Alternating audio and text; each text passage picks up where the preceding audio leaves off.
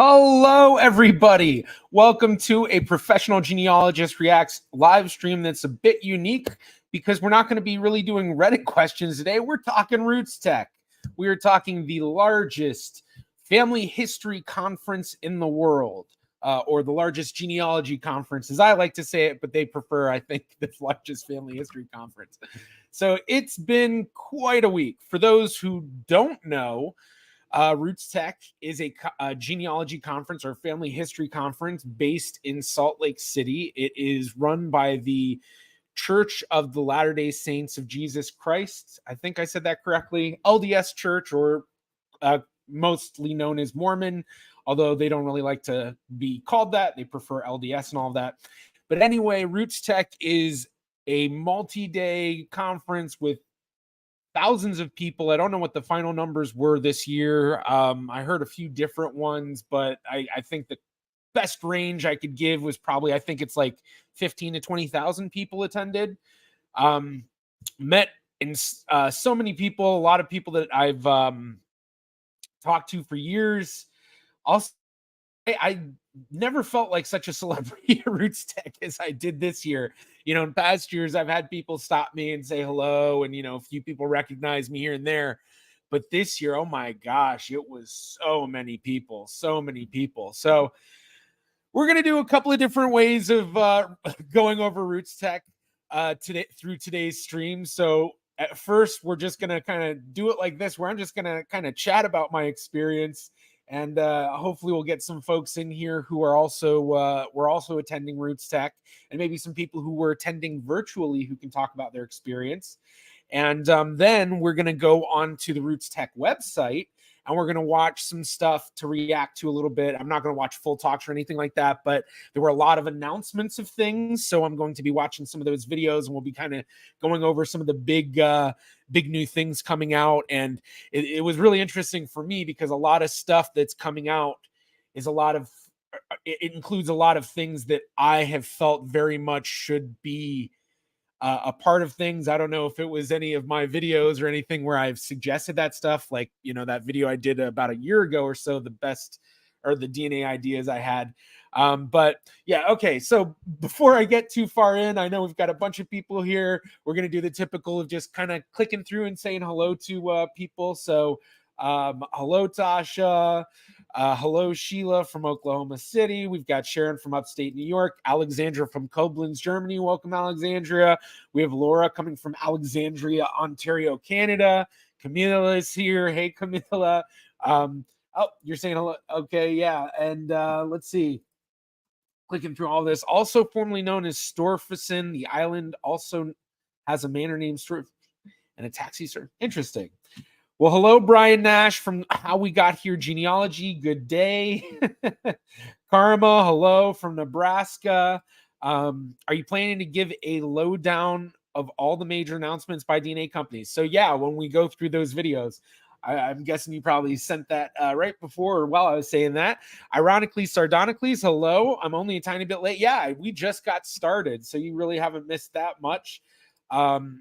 Karma, hopefully I'll make it to RootsTech next year. I saw it online and had taken a vacation to do so. Yeah, RootsTech is really amazing. And there were actually a couple of people that I were able to convince personally, like I guess maybe I'm giving myself a little too much credit, but you know, some people that I was like kind of nudging, like, hey, you should go. And they went. So Rob, what do you think about Ancestry putting public trees behind a paywall? We will talk about that. We'll talk about a lot of the Ancestry stuff. I know, you know, some of the Ancestry stuff, awesome and amazing. Other stuff, you know, Ancestry is a corporation and they are taking steps that, you know, personally, I don't think are the best thing for the genealogy community necessarily, but we'll talk about that. Hello, Steve Little from Northern Virginia. For those who don't know, Steve Little is an amazing speaker who talks a lot about AI. I also saw him during the ethics panel, or I think it was called the ethics forum. I can't remember exactly, but Steve, welcome to the stream. Thank you so much for being here. It was awesome to meet you this week, and I'm very much looking forward to a lot of the things that we'll have coming up together. So Sean, hello from Ireland. Bervar, hello from Zurich. Joyous Genealogist, hello from Kansas City, Missouri. Well, welcome into the stream. Yes, the ethic panel. Yes. Wonderful. And Maven's here. Convince anyone in person to watch your streams at RootsTech. I told a lot of people saw me doing my stream. And when I rewatched my stream, I don't know if it was just because I had the phone really close to me, but I sounded really loud and I had a lot of energy the whole time. Hence why I was breathing so hard by the end. It was basically a nonstop walking marathon and talking marathon. But it felt like everywhere I was walking, people were like turning their heads. So I must have been really loud. But I guess, that's the best way to stream. That's how you do it. So, yeah, I do see new people here. Yeah, hopefully we have a lot of new people here. Yeah, so I should mention, after the crazy week that is RootsTech, I am still trying to get my energy levels back. So if I do have some moments of having to stop and think, please forgive me. Awesome. Jacqueline saw my phone live stream. Wonderful. Thank you for being here for this stream.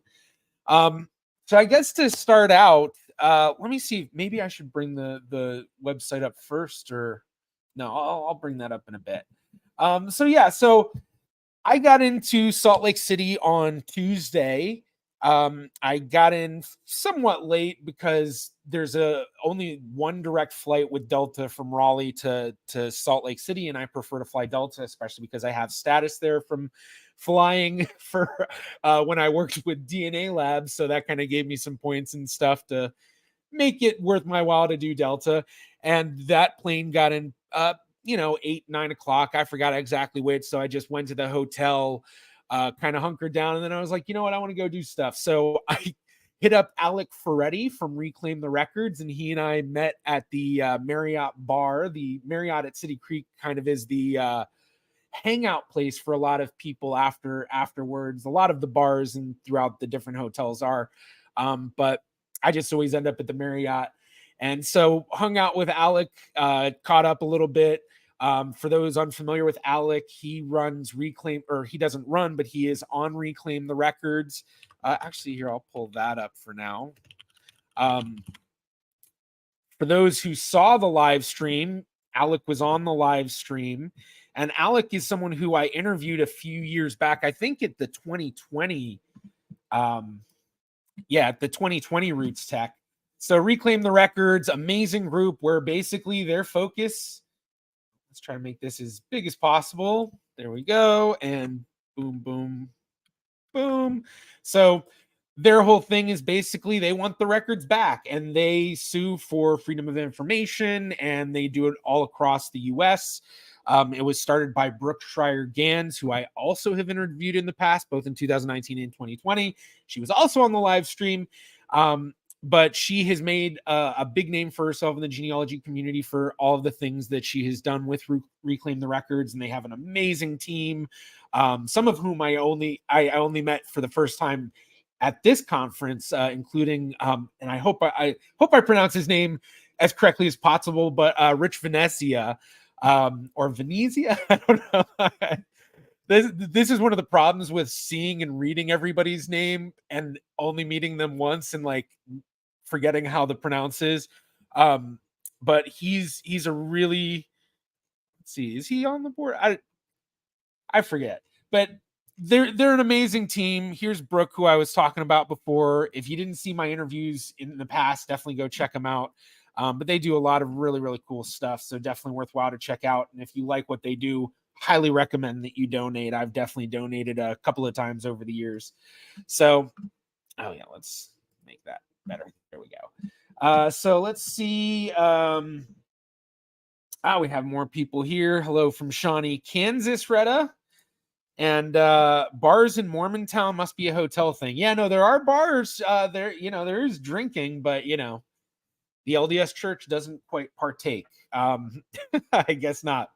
But yeah, no, we were drinking, and actually, there were a couple events that I attended where there were even open bars, but those were like special, you only get invited events.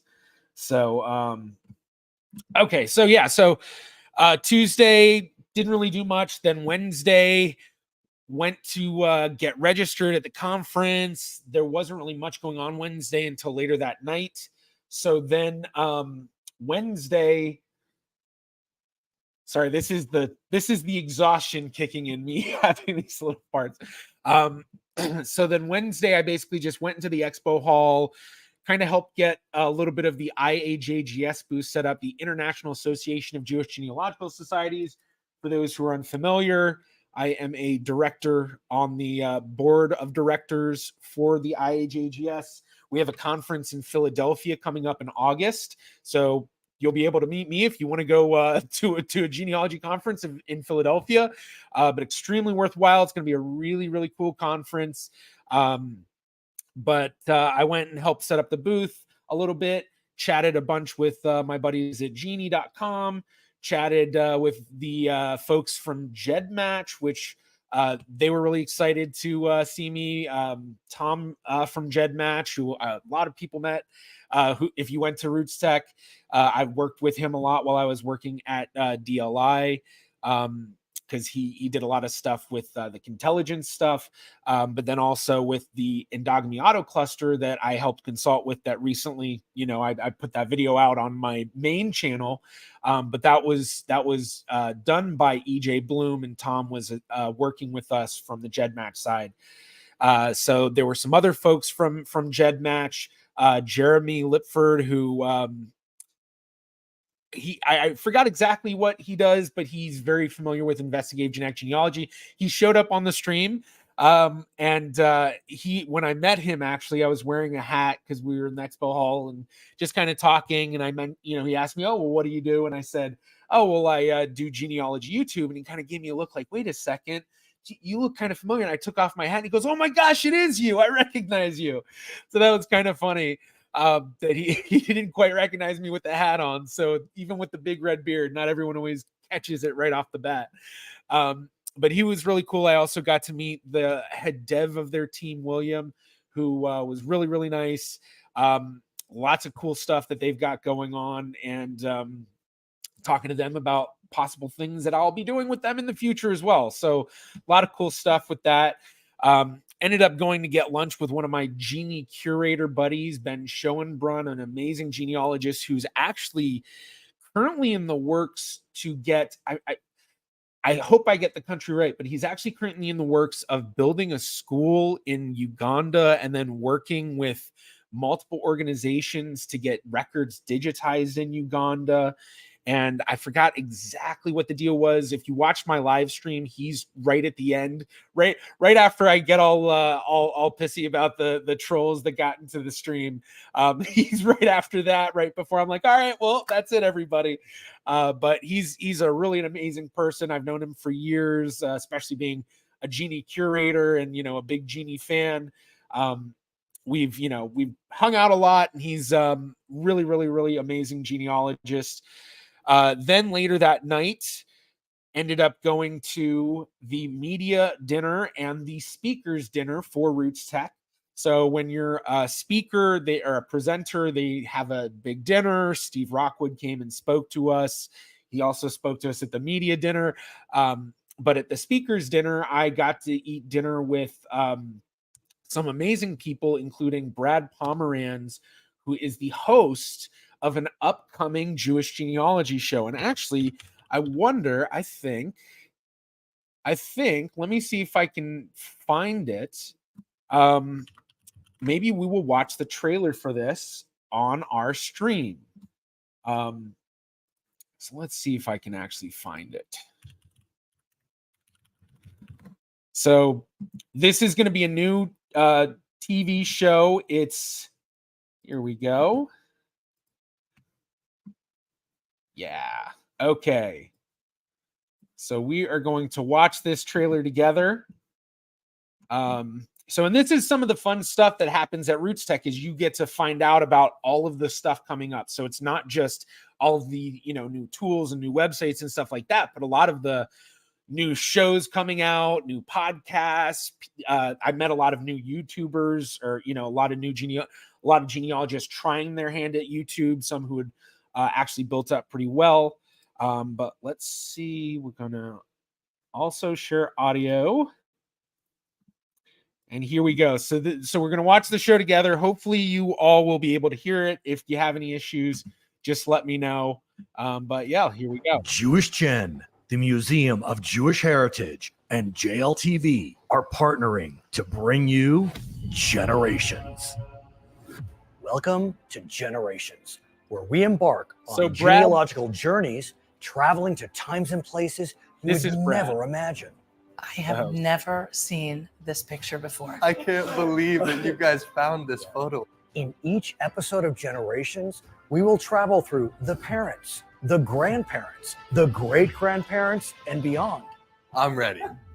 We can maybe help figure this out. We are going to meet the living family members of our celebrity guests and learn about their heritage firsthand. And that is Karen Franklin. She's an amazing genealogist who is obviously part of the show. She was at dinner with us. It was myself, Brad, Karen, Avraham Grohl, who is the director of Jewish Gen, and then there were a few other folks at the table. And yeah, so it was really, really cool. But all right, we'll get back to this. Sorry, I always like to throw in little pauses and stuff because, I just don't want to, ruin copyright. It needs to be transformative, but also just wanted to mention Karen because she's amazing. Through interviews and oral histories. I was a switchboard operator for the Communist Party. Our teams from around the world will then fill in the blanks when the oral histories run dry.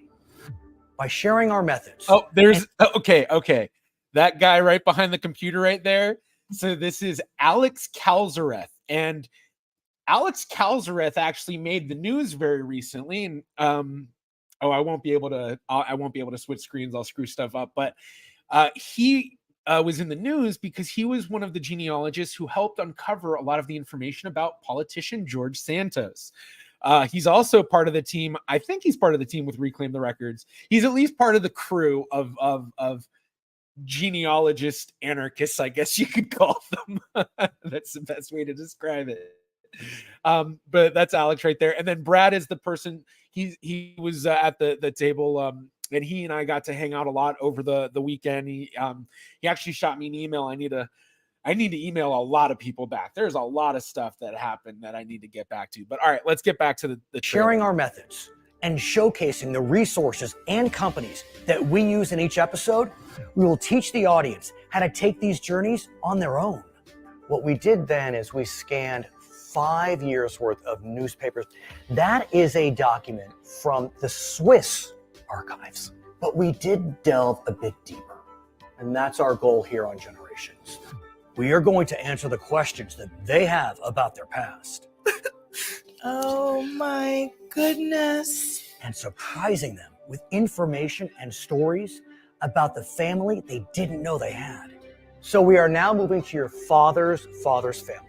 Going beyond the recent history, we will delve deeply, very deeply, into the DNA of our celebrity guest.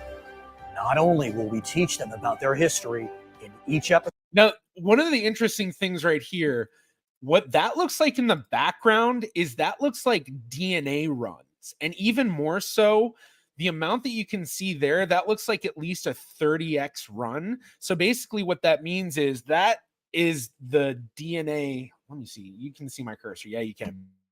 So I can't zoom in very well, but basically this is it goes through your DNA and it's running through and it's trying to read every single, all the SNPs, but it doesn't always get all the SNPs. And this is how they come up with what you're getting in each spot. And so you can see where some places it doesn't get it, other places it does. And so it's just going through and it's reading. And so when you see DNA tests, like whole genome sequencing tests will say this especially, you'll see sometimes, 30x, 100x, which 100x is like medical grade stuff. But it's basically how many times are they going through reading, because every time it goes through and reads, the more of a single, allele that they come with, one of the base pairs, the more that they figure out, that's how they come up with, okay, you're an A right there, you're a G, or you're a whatever.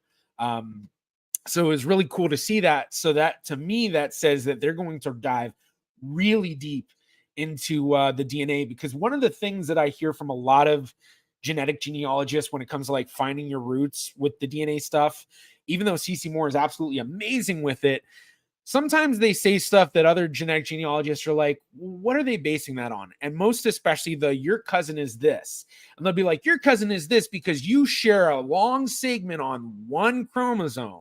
And so if it's just one segment, and especially for guests that are from endogamous populations, it does kind of bring the question like, well, how reliable is that? And I've seen a lot of people comment about that. And CC Moore is I don't know if she is anymore, but she was very active on Facebook and responding to people. And I would see multiple responses from her basically saying, we don't say it in the show, but I can guarantee you that, it was a strong confidence of whatever. So even though, she did say that, she gives that, it's always nice to be able to see the in-depth stuff. And so to have them showing the runs, but that's also, I'm just kind of making an assumption. This could be something completely different, but that's what it looks like. So anyone who's really into the advanced genetic genealogy stuff, hopefully you're kind of seeing that the same way I am, unless I'm misreading it. In each episode, we will present actual artifacts from their families. This was so cool. This is such a cool idea. As we travel through the generations and hear the many echoes their ancestors left behind. What are we going to see next on Generations? In addition to each episode, JLTV will be launching a genealogy portal. We will highlight the genealogy companies who maintain the critical documentation we have uncovered, allowing all of our viewers direct access to our research partners so you can embark on your own journey through your own generations. Yeah. So yeah, amazing looking show coming up. Very excited for it. Yeah, let's see.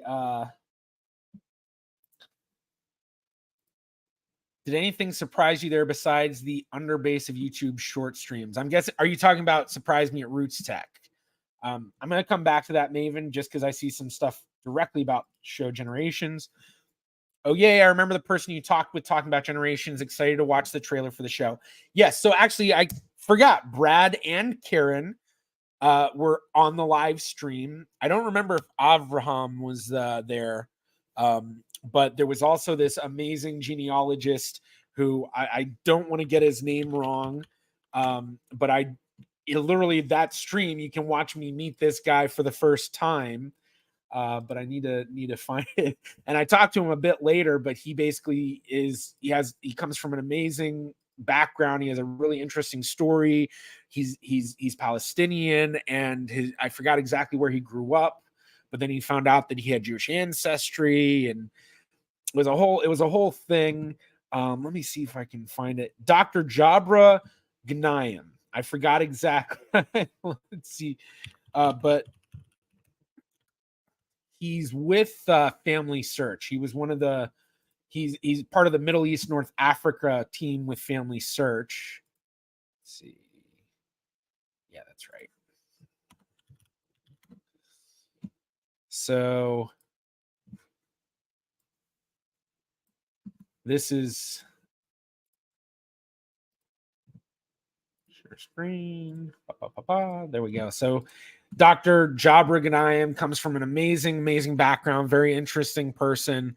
But when I was meeting Brad and Karen, or when I saw Brad and Karen was talking to them and they were talking, if you saw it, I got introduced to him. And so he's really interesting. So this is one of the fun things too about going to RootsTech. You meet so many amazing people.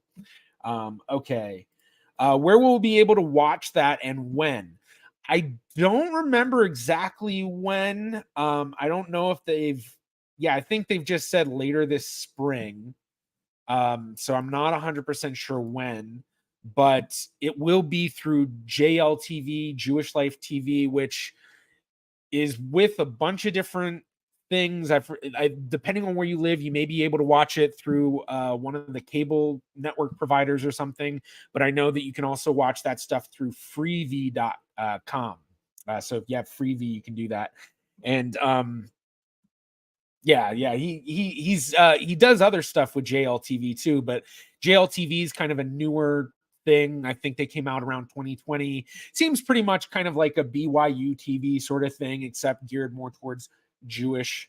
There was actually, I did realize that one of the shows that they have there, which I think Brad mentioned he was a part of, which maybe I should get on because I'm single, is a show called Bubbies Know Best. And it's basically these 3 Jewish grandmothers who set up these Jewish singles together. And it's, I guess like a dating Jewish show, whatever. So that seemed kind of funny. And I actually looked up a couple of videos on YouTube of it. So they have all sorts of stuff there, but that's where you'll be able to watch at JLTV. Finding artifacts will be cool. You don't see much of that in Finding Your Roots, and barely any in Who Do You Think You Are UK when they go to the rubble of an old house. Yeah, it's very rarely that they'll do stuff like that, but it seems like Who Do You Think You Are is the one that does that more. Finding Your Roots doesn't do as much of taking the guest to the place or like having like them like do stuff in person. It's mostly them sitting down with Skip Gates and then just kind of going over it during the shoot. And then every once in a while, they'll have other stuff. Like in the Andy Samberg episode, they videotape them doing other stuff. And then, they ended up like meeting these family members of his mother's that they hadn't known before because his mom was adopted and all of that. So, but most of the with Who Do You Think You Are, every episode, they're always going places. I mean, that's the idea, is it's like they're on the research trail in a sense. So, Daniel, welcome. Late, but late's not too bad. Late's better than never. Okay.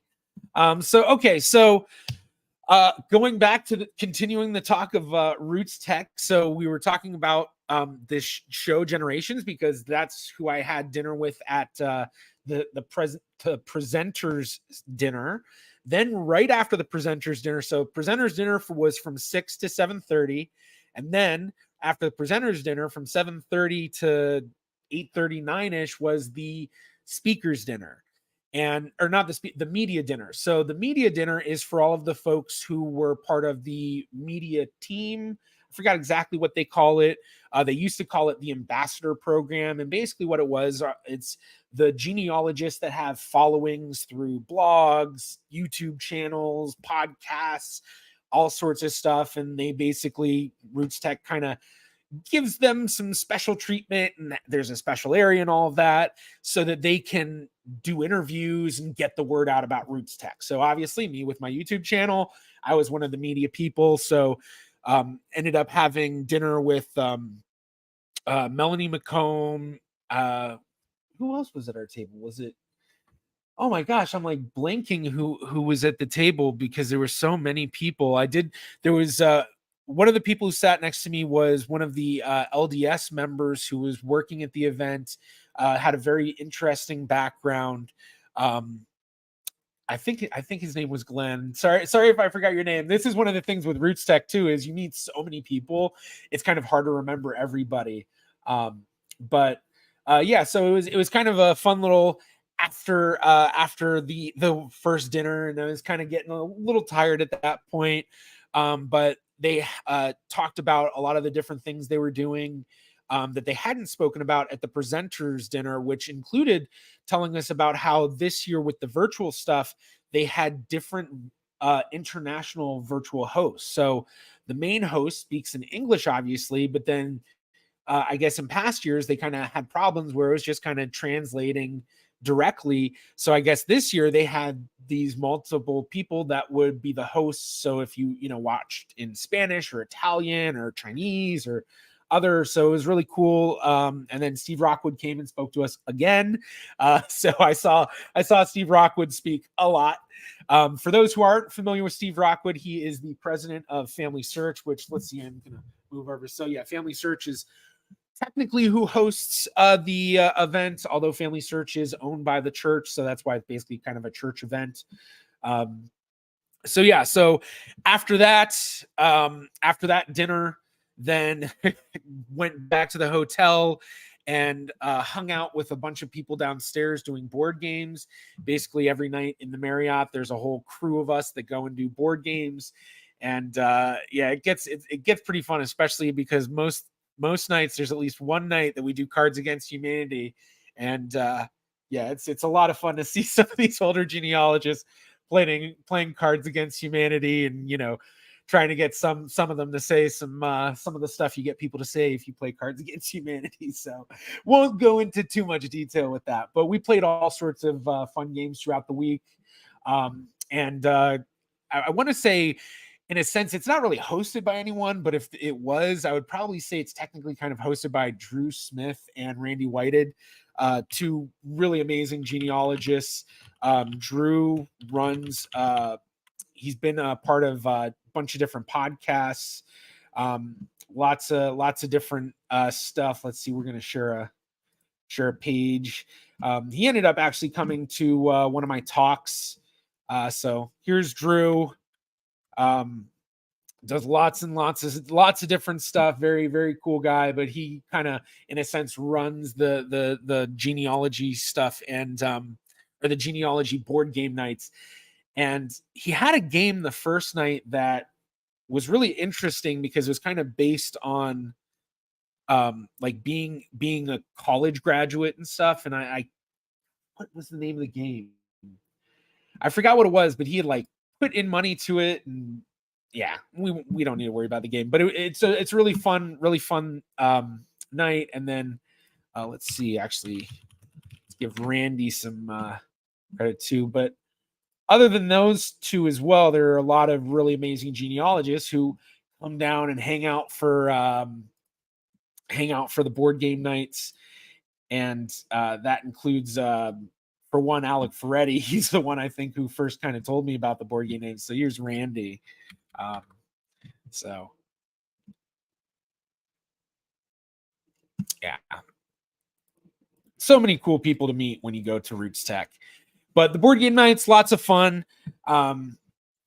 Then for Thursday, that was my day kind of to chill. So that was my enjoy the conference day. Went to a couple of different presentations, also went to the main event, which I guess at this point, let's go ahead and I guess we'll hop onto the RootsTech website. So you do have to have a family search account to get into the website. But you can go and see all the keynotes. And so I didn't go to all of them, but I did go to the one for Henry Cho. So, okay, hopefully I think I had the audio turned on for this. We're not going to watch right now. We're thrilled to welcome a remarkable man. This was, out of every RootsTech I've ever been to, this was my favorite general session. But I think part of that was because it wasn't like other general sessions where they just kind of go up and talk about, how genealogy and family history goes, like into their, life and all of that. This was really just a stand-up comedy bit. So into the stage. Yeah, we're just going to watch someone who part knows of it, how to find the humor in life's every moment. And he's not just any comedian. Last year, he had the prestigious honor of being the first Asian American member inducted into the Grand Ole Opry. That's right. He's here to. Thank you very much. Keep it going for Kirby right there. He's a good reader. So Kirby, the Kirby who we just mentioned, who was on right before, he was the host of RootsTech. My name is Henry Cho. I am full-blooded Korean. I was born and raised in Knoxville, Tennessee. So I'm South Korean. Only guy on the planet can do that joke, people. There you go. Born and raised in Knoxville. We were the only Asian people there when I was growing up. Only one. So I had no idea I was supposed to be smart. Yeah. All right. So it was literally just a stand-up bit. And as soon as he came out and they put that brick wall up behind him, I was like, oh, please let it be that. Because look, watch. As soon as he comes out, watch the behind him. Keep it going for Kirby right there. He's a good reader. So it's going to be a comedy set. My name is Henry Cho. I am full-blooded Korean. I think this is something they should do every year. Get someone who, often they'll get musical stuff. Like I remember last year they got I didn't even watch that Disney movie, so I can barely even remember it. I want to say it was I forgot exactly what it was, but yeah, so they often have mostly musical acts and stuff, but I thought a comedy act was perfect really good, because personally, I don't know if it's because I'm a bit younger than the general genealogy audience, or if it's just something else, but like, you know, when you go to the general sessions sometimes and it's just speeches after speeches after speeches, it kind of gets like, all right, yeah, go on. You know, the musical performances and stuff are always fun, but yeah. So, oh yeah, we don't talk about Bruno, whatever that was from. That's what the person who sang that was at RootsTech last year. So this was the only that was the only general session I saw from RootsTech. I was gonna try to go to the Lynn M. Jackson one, she's a great granddaughter of Dred and Harriet Scott. But that day, I forgot exactly what it was, but it basically ended up being like it would have been just a bit too much. So one of the downsides of when you have, like, you know, classes to teach and different meetings that you have, and, you know, trying to help out in different ways and trying to get content and stuff, it kind of makes it difficult. So that's why Thursday I had nothing going on. So it was just, okay, I need to focus on, I just wanted to focus on basically hanging out and kind of actually checking out some stuff. I didn't get to check out the expo hall as much as I wanted. Basically, the best I checked out the expo hall was when I was doing the live stream. Otherwise, there were only a few booths that I really got to talk to, and every other time I was in the expo hall, I was kind of either getting, I mean, every 5-10 feet that I was walking, I was getting stopped and talking to people that I knew, or people who knew the channel, or just, you know, it was just, I mean, it was crazy. So I actually didn't even get as much swag as I usually like to, which actually I should show off some of the swag. Yeah, I will. Actually, I'll have to run downstairs and get some of it, because some of it's in my suitcase. But yeah, let's see. Okay. Oh yeah, I haven't. Let's see. Do Reclaim the Records work internationally? I'm behind in the vid. I don't think so. I mean, I'm pretty sure their focus is US, but Brooke is the relative of Alex Krakowski, who is doing very similar things in Ukraine before the war. Also before things have kind of changed in Ukraine with the archival system. It's gotten a lot better, and they're digitizing stuff, and things are more open. But I don't know. You'd have to look at their website, and I imagine this is a question they get asked all the time. So they probably have the answer on their website if that's the case. But I am not sure. Let's see. Yeah, Henry Cho was awesome. Yeah, the Laugh Factory set behind him. Yeah, it was great. I remember Henry from when he was on Revenge of the Nerds 3. Let's see. Dr. Jackson was phenomenal. Yeah, part of why I don't worry too much about the general sessions is I know, well, I can always go back and watch it. Is he talking about Jordan Sparks? Yes, I think that's who it was. Just looked it up. I don't think anyone from Encanto was there last year. Yeah, I think that's what it was. Yeah, Jordan Sparks. That must have been it. But I just remember, because I wasn't into that stuff, and they had like this kids choir come out and sing the song, and I just remember being like, I don't know any of this. So, okay. So, all right. So we're just going to continue talking, but I'll keep the website up. And by the way, I know a lot of people have been like, where's Devin and Andy from Family History Fanatics? They weren't at RootsTech this year, but Devin did have one of her, I think she might have had more than one talk actually available through the webinar stuff. So, you know, I know they're busy and stuff, so I believe they're doing okay. I know I get that question every once in a while from folks like, hey, do you know what's going on? So that was the start of my Thursday. Trying to remember what else I attended, because I attended a few things throughout the day. I need to pull up my app. They had a pretty decent app this year. It was a little clunky in some sense. Like, it was disappointing they didn't have a really good map of everything, although I think they might have added it later. Oh yeah, they did. They just didn't have the map the first day. Let's see, what was I doing Thursday?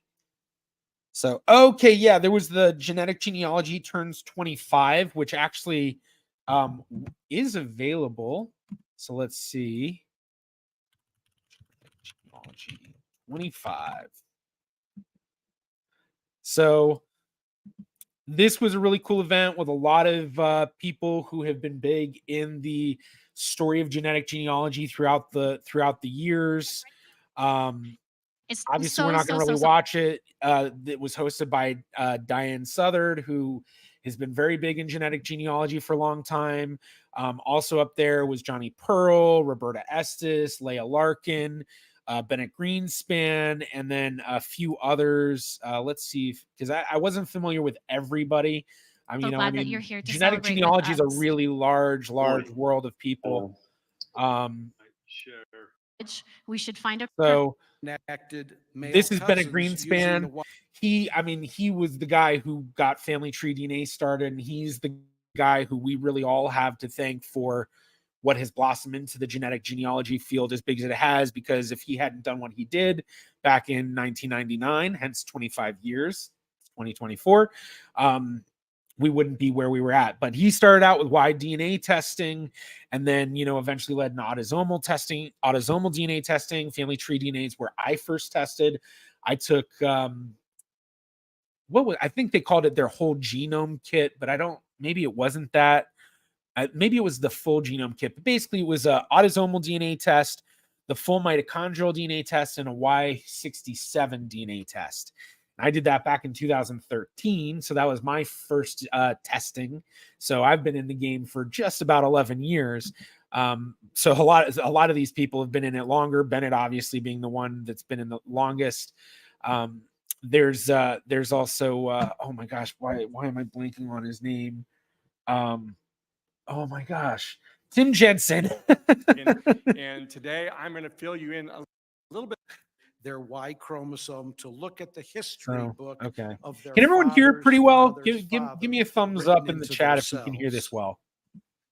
Initially, it wasn't easy to convince people to lay down a few $100s. Thank you.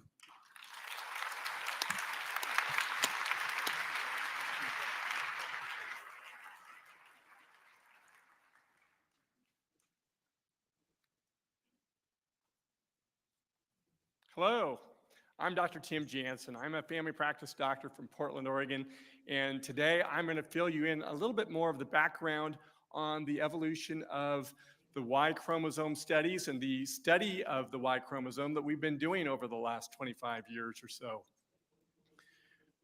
Bennett mentioned the Jefferson story, and that certainly has been a project that I've been aware of. I read about it in the paper back in 1998. The study was published in Nature, and it told about how a descendant of Jefferson's grandfather. Obviously, we're not going to watch a lot of it. I just want to show little clips here and there, but these are all things that you all can go and watch for free right now. And highly recommend. So this was a great panel discussion. Talking about the history of things. The other thing I saw that day was the Banyan DNA introducing a new tool for pedigrees. I don't believe, it was just in person. I don't think it was recorded. So it's a mix. Not all the in-person stuff is recorded, only a few things. Basically, I think the stuff in the ballrooms. None of my talks were recorded. I know a lot of people were disappointed about that. A lot of times, just so everyone knows, I kind of push for my stuff to not be recorded because now that especially YouTube is my full-time job, part of that is speaking opportunities. So it's best for me not to have my presentations out there easily available because, that's kind of part of it, not just getting to meet me, although I'm sure a lot of people do enjoy that part, but I also want to give people something unique that they really can't get elsewhere. So that's why a lot of times you won't see my talks available. But Banyan DNA is this company that they just introduced. Leia is one of the people running it. It was very interesting to see. It was kind of like a advanced what are the odds type of tool, but it used multiple paths or it allowed for multiple relationship paths, including pedigree collapse. And it was interesting. It's certainly something to keep looking at for the future because as they develop it more, I'm curious to see what type of expansion they may have. One thing I was kind of curious that they might do is including using half identical regions and full identical regions. I'm not going to talk too in depth about that, but for those who are in advanced genetic genealogy and understand this stuff, you probably know. But basically, utilizing that half identical and full identical to possibly better determine the relationship, estimated relationship path. So I saw that. Let me check my app again. Some of the other stuff I saw that day. Because that was basically the one day I could really go and do that. Oh yeah, and then the ethics panel, which Steve Little, who I don't know if Steve is still here, but he was here in the beginning of the stream. He was on that along with a few other folks, and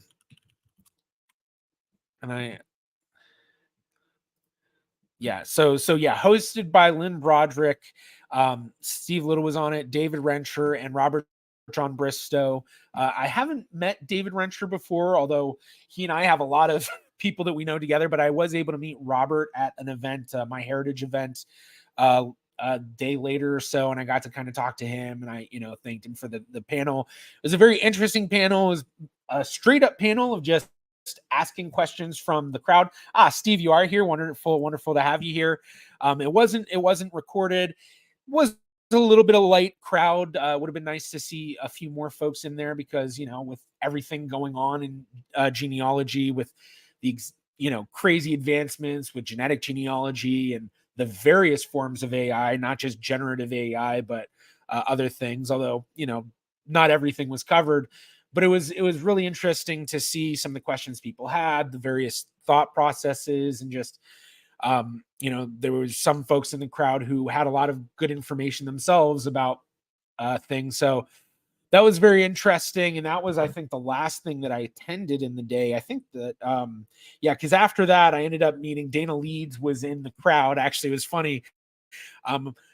As I'm sitting there, all of a sudden my phone vibrates and I look at it and I got a message from Dana and she said, "Hey, I'm in the front row. I see you." And I looked over and I saw her too. So I texted her back. So afterwards she came up and spoke to me. Actually, as we were chatting, I had somebody come up to me and introduce themselves, saying that he had been a fan of mine for many years and that he had actually known about my channel since, I guess, the really, really early years. But he was a really, really cool guy, and his name is Mark Thompson. I'm trying to see if I can find something for him. Yeah, here we go. I think this is him in AP Gen. Yeah, this is him. Let's share this. But actually, it was kind of funny after this. After Mark introduced himself, every time I ran into him, he was kind of always hang out with Steve Little. So that was kind of cool. Okay, we need to change this to this. So this is Mark. Very, very, very cool guy. Got to hang out with him and Steve the last day. We just all kind of ran into each other around the food court. So we sat down, had some food together. And we're chatting about various things. But he said that he had been following the channel for a while. I don't know if he's in here. From Making Family History. So very, very cool. But he introduced himself, and then Steve came over, and that was the first time that Steve and I had ever actually shook hands in person. Although Steve, Mark, and I had all been in a grip class together, one of Blaine Bettinger's grip classes, which worked out funnily enough because the first time I ever had met Dana Leeds was 2017, 2018. We both went to grip in person and we met in person there. So it was kind of funny that, we're hanging out with a group of people that technically we had all been in grip classes together. So that was really, really funny. For those who are not familiar, GRIP is the Genealogical Research Institute of Pittsburgh. It's an amazing place if you want to have like a full week of diving into specific subjects. And speaking of which, actually, this is probably a good place to mention it as well. Let's see.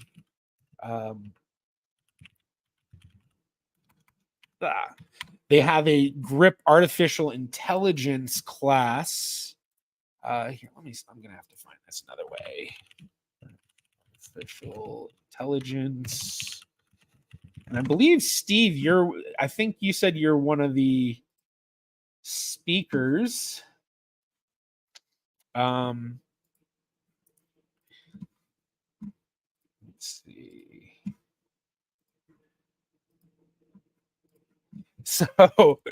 So this is a course coming up. I have no idea if there's still spots because grip courses sell out quick. So what crazy man would teach that? I don't know. But quite an amazing array of speakers for this class. Seriously amazing array. So so you can see it's a full week. Is this one of the in-person or is this one of the Zooms? Because I know they used to always be in person up in Pittsburgh. But yeah. All right. So oh wow, a couple of stops left. I'm teaching 10 sessions and my best students doing others. Yeah, there's so much going on, and it's such a fast evolving field with the artificial intelligence. Okay, it's gonna be a virtual one, which of all the courses to be virtual, of course, artificial intelligence, right? All right, so let's jump back to well, I guess we don't need to jump back to the RootsTech website just yet. So that was my Thursday. Okay, yeah, that's right. All right. StreamYard's giving me warnings about stuff, and it's like, why? I don't need a warning. Okay, so that was my Thursday. Then Friday, that was when I started to have lots of stuff to do. So Friday, I got started a little late because stayed up late the night before playing board games. And then after that, or so when I got to RootsTech, wait, I completely missed. We did on Thursday the genealogy YouTubers lunch. Let me pull up the photo for that.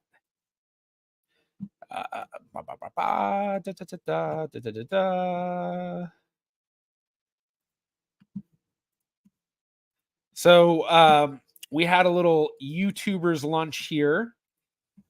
So myself, Connie Knox, Amy Johnson Crow, and Amy Cross. If you're not familiar with any of their channels, I highly recommend checking them out. Connie Knox runs Genealogy TV.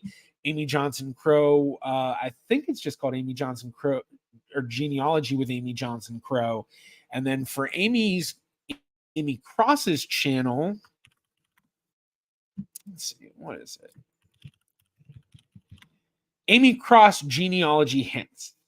So all wonderful channels. We had a wonderful lunch together. We obviously weren't the only genealogy YouTubers there. Krista's way too busy to invite. During RootsTech, she's nonstop. And then there are a few others there. Trying to remember. Yeah, I'm not going to try to remember everybody, but it was a fun lunch. But okay.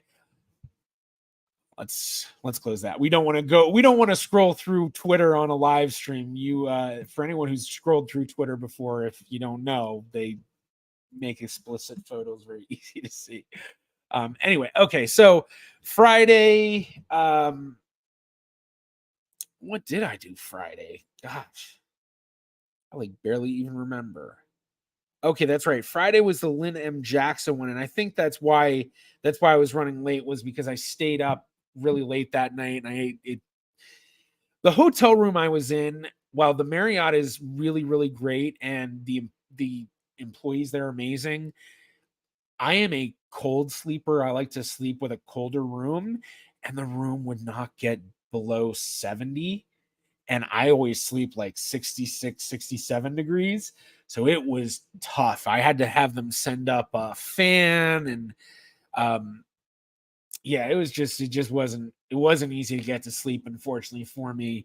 So I actually have to rethink if I want to stay at the City Creek one next year or not. There are a lot of hotels around there, but the nice thing about City Creek is it's a big hangout spot afterwards too. So I don't know, we'll see. But I didn't get much sleep, so I ended up being a little bit late. I also wanted to, look nice for my talk. That was my first talk, was at 1:30 on Friday, and I went and I spoke about the Alliance Colony. Let's go ahead and share the website, I guess.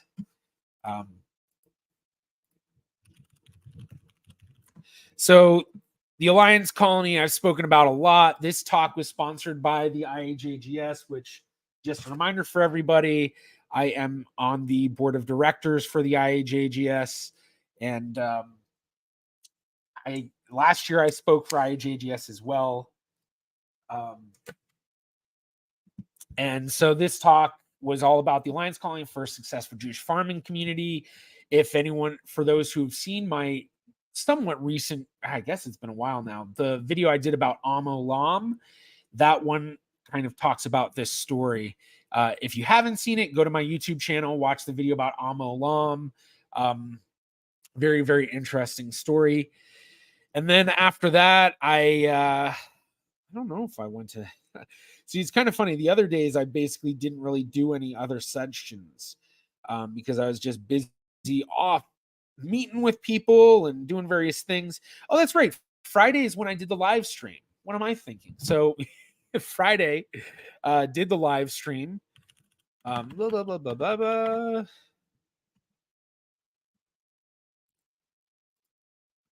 So if you hadn't seen it yet, obviously I got this going now. Oh yeah, it wasn't on this. It was on my main channel.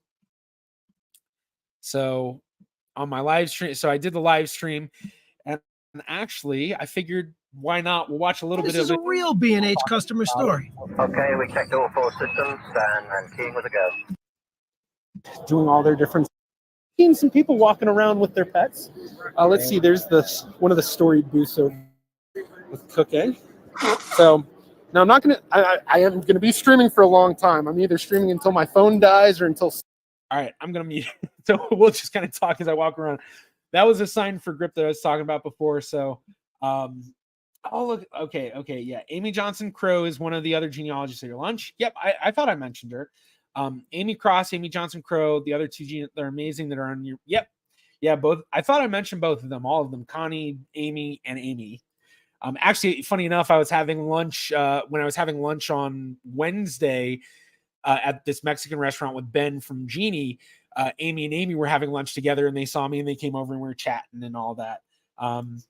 Genealogy with Dana Leeds. Hi, I heard you mention me, so stopping in to listen. Yes, I did mention you, Dana. I talked about how you saw me at the ethics panel, and you shot me that text. So yeah, hope you're feeling better. I saw your posts. I saw that you were having some stuff going on, so hope you're doing a lot better. Right now here, this is my cousin Steve Jaron at the International Association of Jewish Genealogical Society table, which once again, if you weren't here, I'm on the board of directors, so I have a very strong correlation with them. We have a conference coming up in Philadelphia in August, so for those who didn't know about the IAJGS conference, go and look it up. It's going to be a lot of fun. But yeah, oh, good to hear that you're much better. Good to hear that. But yeah, so Friday, I basically, after my talk, I spent the rest of the day streaming because I streamed for almost 2 hours. By the time I was done streaming, the day was over. Yeah, but if you didn't see the stream, check it out. I walked around and tried to interview all sorts of people. Here we have those. Oh, those were some amazing people. We have John Boren, who's the president of the Association of Professional Genealogists. Then we also have Michelle Dwyer Cohen, who is the executive director of the Association of Professional Genealogists. So for those who are either looking to hire a genealogist, you can go to the AP Gen directory and find all sorts of genealogists. But also, if you're looking to become a professional genealogist, you can become a member with them. They have lots of amazing resources, and the people who are running AP Gen are really cool people. And yeah, so lots and lots of people. I know by the end, I started to get a lot of trolls in the chat, which was kind of annoying. And I think I didn't feel like I was coming off as that annoyed, but when I rewatched it, I was like, oh, wow. Yeah, I guess I can see why the trolls kept coming back. But it was kind of funny. It's always good to know that you're getting a wide array of audience. Oh, great. We're on a perfect spot. So one of the things I constantly talk about is facial recognition. And it was very interesting to see this company relatedfaces.com, who are basically making a commercial facial recognition database. So that's going to be really interesting to see how it moves along. I think their biggest probably roadblock that they're going to have to overcome, I think, are issues of, ethical and copyright concern in terms of people, having a database of faces and, the way they have things going. I think the way they described it, basically you can upload to the database and then those photos are there. So there's always a question of, people uploading photos they shouldn't be, or people uploading photos of people who don't want stuff like that in the database. So, that's very interesting, but what they have going on is very, very cool. And this is where I basically see a big part of genealogy going. What I envision though, is that basically you'll be able to upload a photo of an ancestor to like Ancestry, and then it will look through all of the records that have a face attached to it or other faces that people have uploaded, in some way, so that you can then find stuff. And Ancestry did announce one of their announcements. At least I think Krista told me it was one of their announcements, unless I misunderstood her. But they had facial recognition stuff that they're doing, which Family Search has had facial recognition stuff for a long time. They've had the Compare-A-Face, but I think we'll watch some of the announcement stuff in a bit and kind of talk about that stuff as well. So yeah, they had some. I'm trying to. Yeah, here we go. So you can see some of the images that they have. So basically, here are their. You can see this guy from. They're able to match up his face and figure out that. Oh, excuse me. That yes, he is the same person. So yeah. Okay. If you didn't see the full stream, be sure to go and watch it. Wow, what a funny face I paused that on. I need to make that like one of my emoji faces for a thumbnail or something. Okay, so so that was basically my Friday night. Ended up having dinner with a bunch of the various people from different walks of life. I won't even get into the night that much. We don't need to go into every bit. And then Saturday was my real early day. I had an 8 a.m. class that I was teaching. That was the success with Jewish DNA. Let's see. We're going to go back to the RootsTech website. Share. Am I still logged in? Good. And we'll just look me up. So this talk I kind of set as an intermediate talk because I kind of get into some advanced stuff. But this is a talk I've given many times. This one I had updated a bit because obviously we had the new endogamy auto cluster tool come out on GEDmatch, which is part of Tier 1, which if you haven't seen my video about that on the main channel, go and watch that. But the class was really, really good. It went really well. I had a lot of people attend.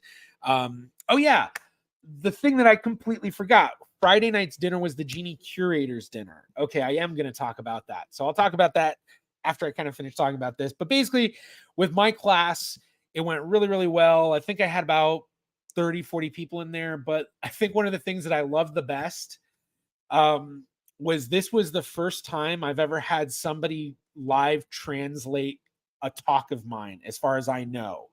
And it wasn't like a live translate, like it was I had someone signing, which was really interesting. Actually, there were two people and they were switching off. And I know I've seen a lot of videos of like when, someone will be giving a concert, like especially rappers, and somebody's signing and they just, it's like so cool.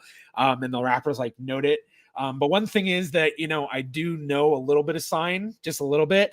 And so I don't know if they caught it, but there were a couple of times where I think or not a couple. There was one time where they asked a question and I was like, yes. And I don't know if they noticed it, but I was kind of hoping they might have, because when I lived in Illinois, I had a friend who had a family, or I forgot exactly what it was, but someone who knew sign. And so they kind of knew sign. And so I learned a bit of it. And then I watched some YouTube videos over the years of learning sign stuff. And so, I think this is I know a little sign.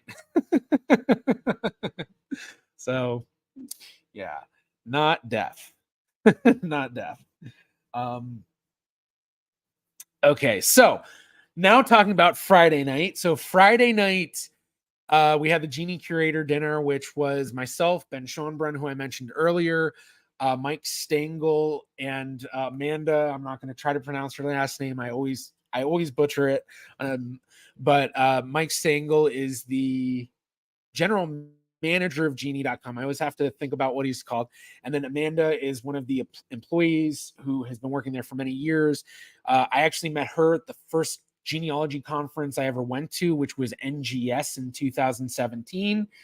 Which, fun story, for those who don't know, the first time I went to a genealogy conference was because the band that I was in was supposed to be on tour, but right before our tour, we played a show where our drummer and our guitarist got into a fight on stage.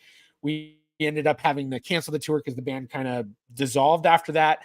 And then it just so happened Raleigh had NGS that year. I attended, and that's what led me to realizing, hey, I should be a professional genealogist. Before that, obviously, I'd spent years and years being obsessed with genealogy, but that was when I finally realized, you know what, let me try to make this a career. And it's turned into quite a career, I have to say. But anyway, Amanda was at that conference representing the Genie booth. And, I've always been a huge Genie fan. In 2009, when I got on Genie, that's what I credit as the switch that made me go from a hobbyist genealogist to a obsessive genealogist, I guess you could say.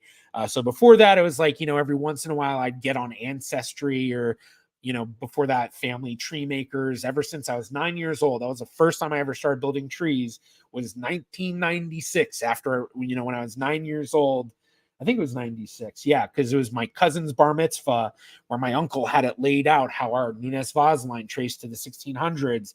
And that was like what made me want to learn more and more about every line of the family. So, Clint, thank you very much. Watch all your videos. Well, thank you for joining us. So basically with Genie.com, I've been obsessed with them for years. So I've known Amanda for years. It was actually the year after, it was not long after that I became a Genie curator. I think it was late 2017 or early 2018. It's a whole process. You apply, you go through like this whole thing. Ironically, sardonically, my hubs is an ASL interpreter. I was a bit before kids, still love the language and we use it at home all the time. I wonder if they were Sorensen 1 Terps based in Utah. Interesting. Yeah. So hopefully I'm signing well, because it's like, I always have to go and remind it like, oh my gosh, if I could even try, okay, spell my name, J-A, is it R-R-E? Wait, no, I'm doing this wrong, because that's T. What's R?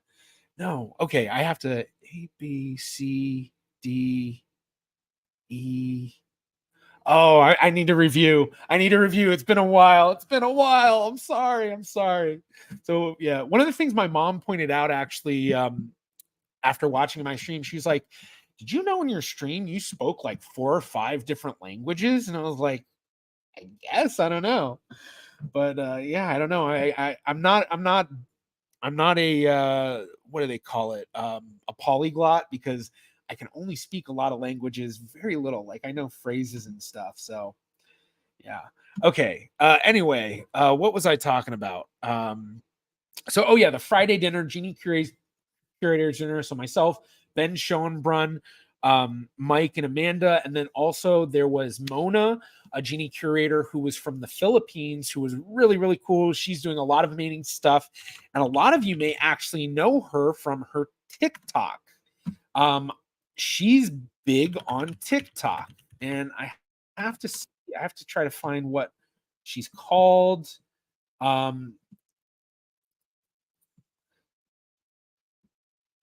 Oh yeah. Okay. So it's Mighty Magulang. Okay. Let's see. We're gonna share this. So stop screen and then share screen.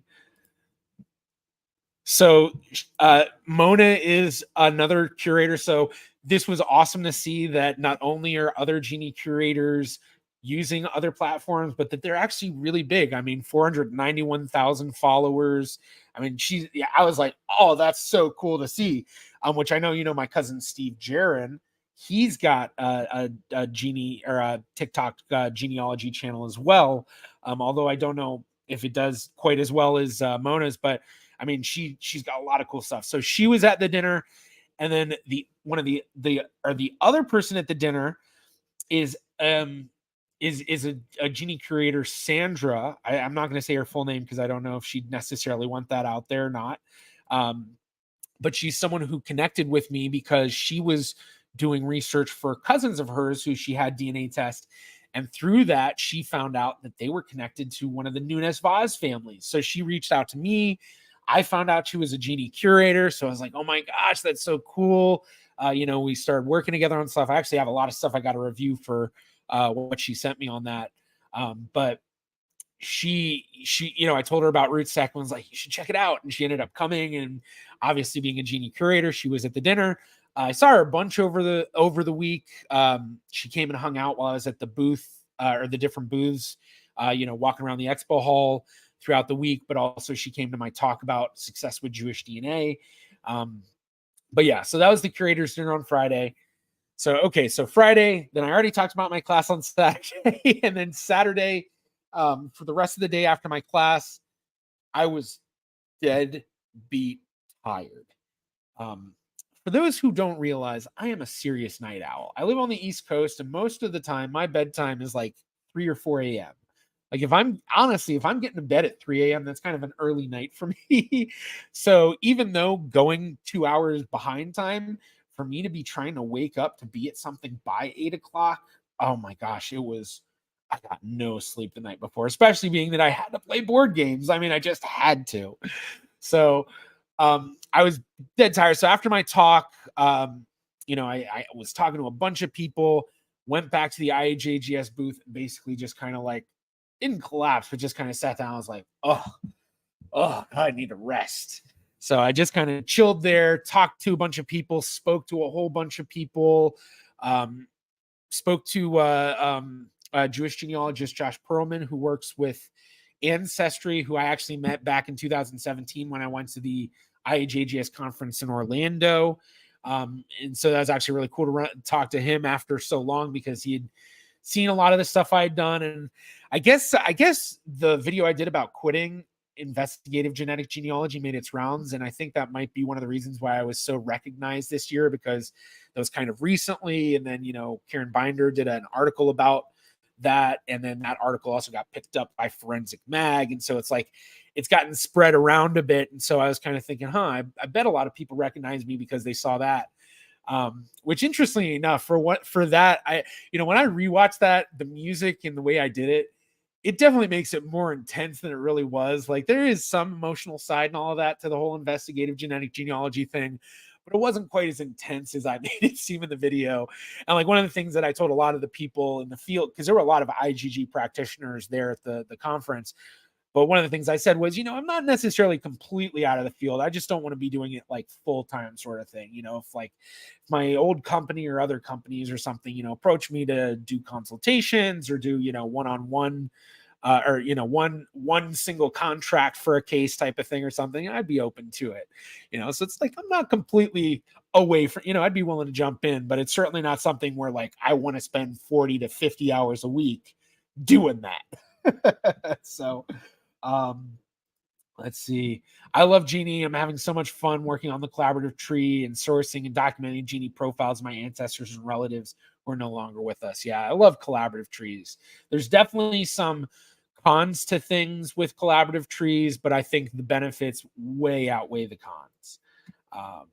And finding new relatives through there. And for me, one of the reasons I love Genie is not only finding relatives, but it was also a perfect way to incorporate the relatives I found, because my focus when I got obsessed with genealogy in 2009 was finding cousins. And it always had been like before that, in like 2008, 2007, when I was on Ancestry, I literally looked for everyone that had the name Nunes-Vaz in their family tree, and I sent them a message. And a lot of those people then, I didn't know how they were related, and we couldn't quite figure it out then. But since then, I've known. And in fact, one of those cousins was my cousin Gideon Nunes-Vaz, who is a really, really amazing trumpet player. Definitely highly recommend you go and check out his music. So here's my cousin Gideon, who I connected with back in 2007, and reconnected with him again in 2009ish, and then I actually met him and his brothers and his parents a few years later in Washington, D.C. My sister and her then husband and I went and hung out with them, and it was absolutely amazing. Then I ended up seeing them recently when I went to Amsterdam, and I'll talk a bit more about that stuff when I'm going to have a video coming out soon, hopefully, on my main channel about my Europe trip. I have a lot of videos coming out that are in the works. I know the main channel, I've been really slow with stuff. So yeah, so that's just something cool to kind of mention with it. But yeah, so started reaching out and all that. And then, when you find these cousins, it's like, well, once you connect, the best way to keep them going, especially because the more you find, it's harder to keep up with each singular relative. So having them connect in the Genie tree, you can constantly see them or have them see kind of what's going on and all that stuff. Yeah, I've spotted you online on that Discord at what would be 4 a.m. your time. Yeah, that's correct. I'm on late night all the time. Yeah, I think it was someone sharing their Genie tree with me that helped me to finally break my French great-great-grandfather's parents' brick walls. Got to them thanks to his marriage license and no further. Yeah, then received the tree and it broke down the rest. Collaborative trees are awesome. I found so many new relatives on Genie. Fun, fun, fun. Yeah, my issue with collaborative tree is none of my family is on there ever. I've only been on WikiTree for 2 weeks. I spent hundreds of hours all on one second great-grandfather's tree. Yeah, that is the hard thing with being on so many trees is building out each one. I really lucked out with WikiTree because I got the WikiTree challenge thing. So before the WikiTree challenge, I had just a very bare bones tree, just with the basic idea of cousin bait, which I have a video planned to come out eventually about cousin bait. But having so many, it can be hard. It's like, okay, build this one, build that one, build this one, build that one. And so with having it on all the collaborative trees, it can be tough. And especially once you put one on one tree, if you're not paying attention to each one, if someone goes in and accidentally messes something up, it's hard to catch. So like I actually caught something recently because of the relative finder tool on Family Search. Someone contacted me thinking they were a relative, and I went and looked at it, and turned out that a few years ago, someone had made a really bad merge with my great-grandmother, Jenny Epstein, merging her with some other Jenny Epstein who was born a year later in the same city, Boston, but with completely different parents. And it was just like a bad merge. Like whoever did it probably was not very well versed in genealogy at the time, at the very least. So I had to go in and I had to correct a lot of stuff, but apparently that had been wrong for at least 2 years. So yeah, it's kind of hard to keep up with everything. My main issue with collaborative trees is that people don't understand Portuguese genealogy and they start tinkering with it despite not being a relative. I mean, one of the things that people do have to understand when you join a collaborative tree and work on the collaborative tree, it isn't your tree. It is the world tree. It is the website tree. And so that is kind of one of the things is for some folks, if you do have a real difficulty of working with others and collaborating with others, it can make it difficult. Not saying that that's your case, Daniel, but that is one of the things where, there are going to be people who aren't relatives that will be working on the trees, collaborative or not. But the thing is you could have people that are relatives working and messing it up because they don't know what they're doing. But then you could have people that aren't a relative that actually are making it better. But obviously you can have it the other way. So, but I mean, that is the biggest downside with collaborative trees is people can go in and mess it up, but then each individual collaborative tree, so the main three being Genie, WikiTree, and Family Search, they all have different ways of dealing with those issues. My personal opinion, Genie has the best way, WikiTree second, and Family Search way back. Unfortunately, I think Family Search gives a little bit too much leeway. But that was actually something talked in the ethics panel a bit about, people messing with collaborative trees and stuff. So yeah, same name, yeah, equals relative. Yeah. And if for those who have seen my video on the main channel, The Truth About the Jewish Pirates of the Caribbean, that's one of the things I go into is I'm disproving that book because what he does is the author, Edward Chrysler, unfortunately conflates multiple people into a singular person. And through that creates these grandiose stories that couldn't be true, and so quickly disproves his narrative. But a lot of that is based on same names, or even just similar names. Moses Cohen Enriquez versus a Moses Enriquez versus a Moses Cohen. Okay. All right. So I keep talking about all this stuff. Let's get back to talking about RootsTech. So RootsTech, the last day Saturday, didn't really do much in terms of going to classes or anything. Once I was done with my talk, I just hung out in the expo hall, went around talking to people and chatting people up, and getting a little bit of swag here and there. Which, speaking of which, while we do that, I'm going to run downstairs and I'm going to get some of the swag. So, hopefully an ad should pop up. But if it doesn't, let's see. Where are we? We need to get to the live portion. Okay. So hopefully an ad's going to pop up and then we'll be able to, yeah. All right. Okay.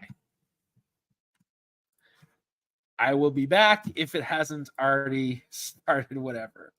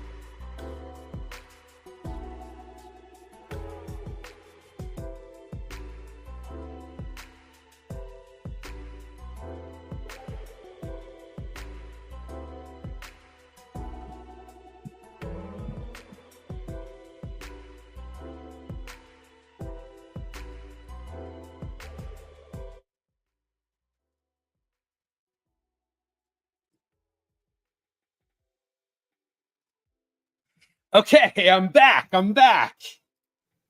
Okay, so don't know if an ad came on. I tried it, but so what we got a bag of swag, swag bag. Here we go. So of course, MyHeritage bag, which, I forgot the newspaper thing. Oh, whatever.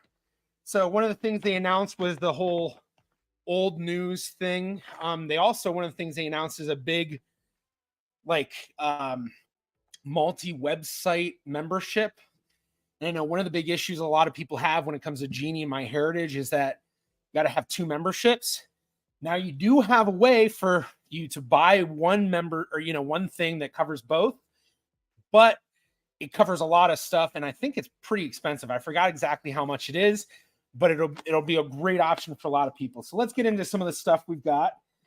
First, we've got this beautiful GEDmatch shirt with GEDmatch hooked me up with as kind of a thank you for doing the consultation with EJ on the endogamy auto cluster. So that was pretty cool. Then we got this So this was one of the things we got from the presenters dinner, and it's got a lot of cool stuff in it. Little bag here. Oh yeah, and here let's see, we've got more stuff. So one of the things in the bag, this didn't come in the bag, but I got it in the expo hall. The Genie notebooks, they have these kind of every year, comes with all these cool post-it notes. You can see the green and the yellow one aren't coming in quite correctly because of that green screen. Look at how it gets all crazy like that. All right.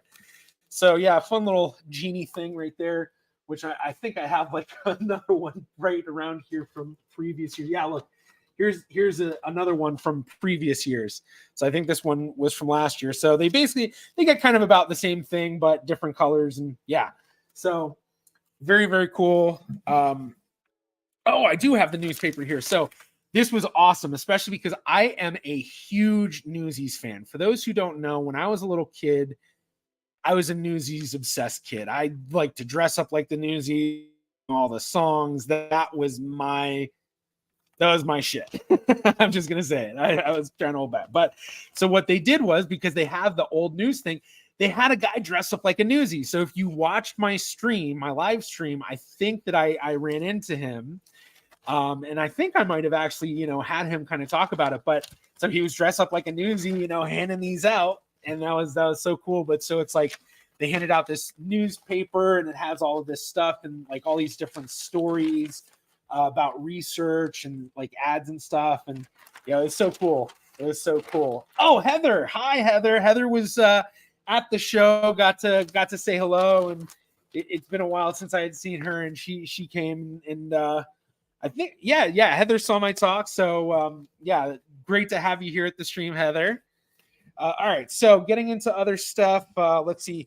They ended up having someone, when I went to go get my badge on registration day, it said reprint badge. And I was like, wait a second, but I haven't printed a badge. And then I found out the reason was because for the media dinner, they had already printed out the badges. So I had a second badge, and then they also had a family search badge for me. So I ended up getting basically 3 badges from it. The other one I have is downstairs, the one with all the, all the shtick coming down from it.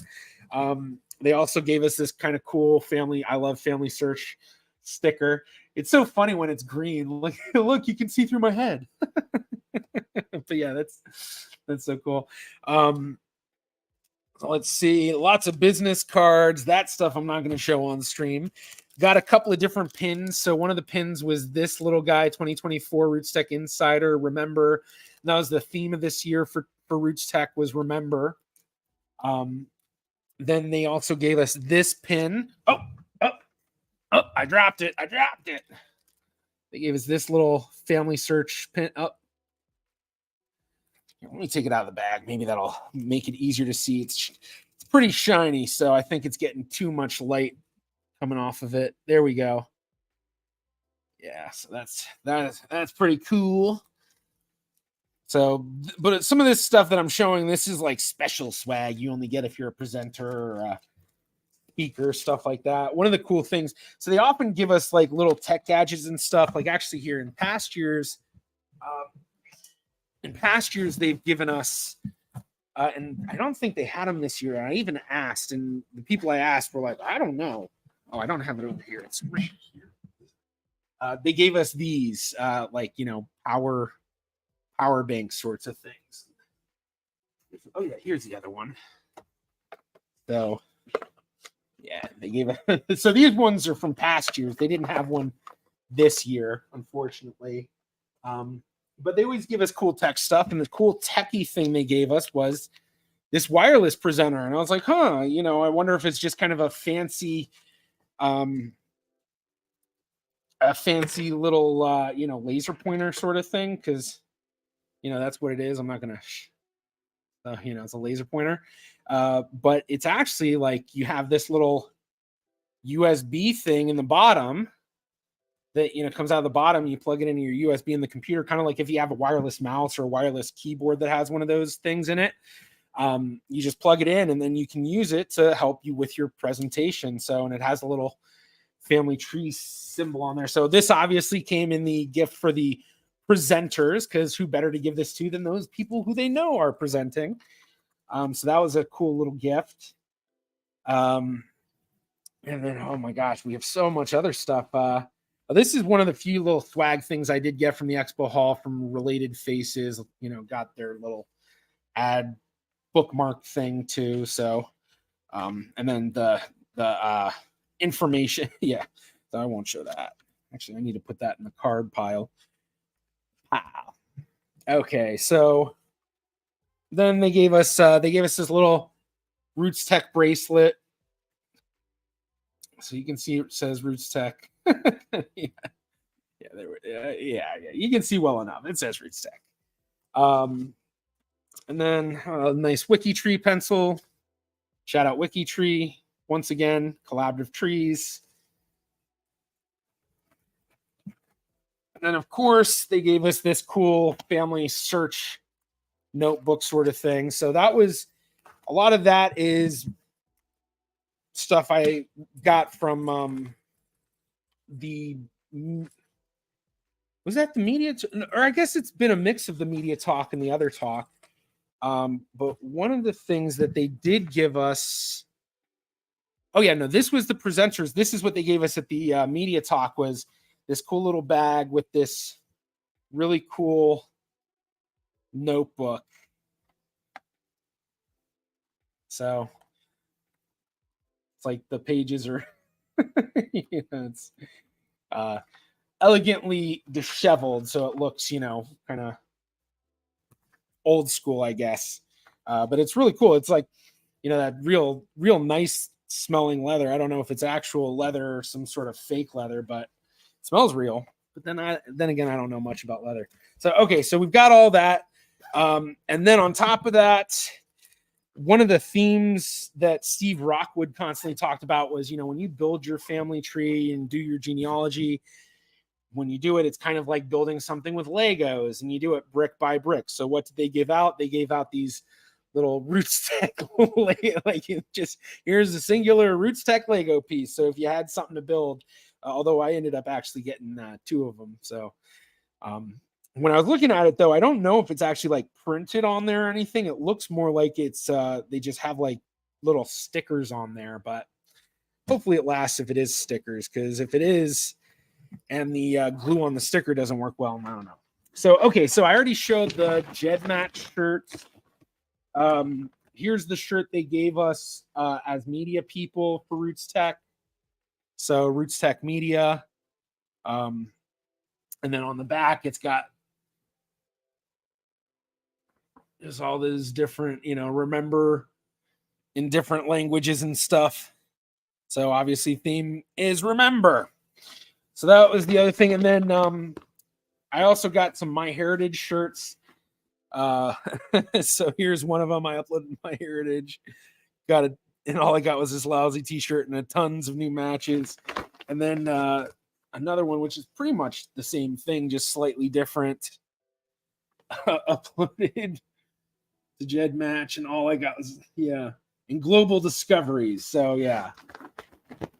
So that's pretty much the swag that I got. I don't know if I'm really missing anything other than some of the little like candy stuff they gave in there that most of it I've probably eaten at this point. They gave us like little chocolate truffles and mints and such. So yeah. Okay, so we're at over an hour and a half of streaming. So I think at this point, what I want to do is I want to go and we'll watch some of the announcement stuff, and we'll kind of talk about it a bit.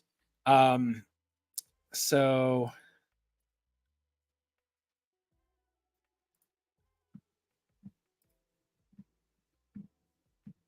let's see if we can find content type.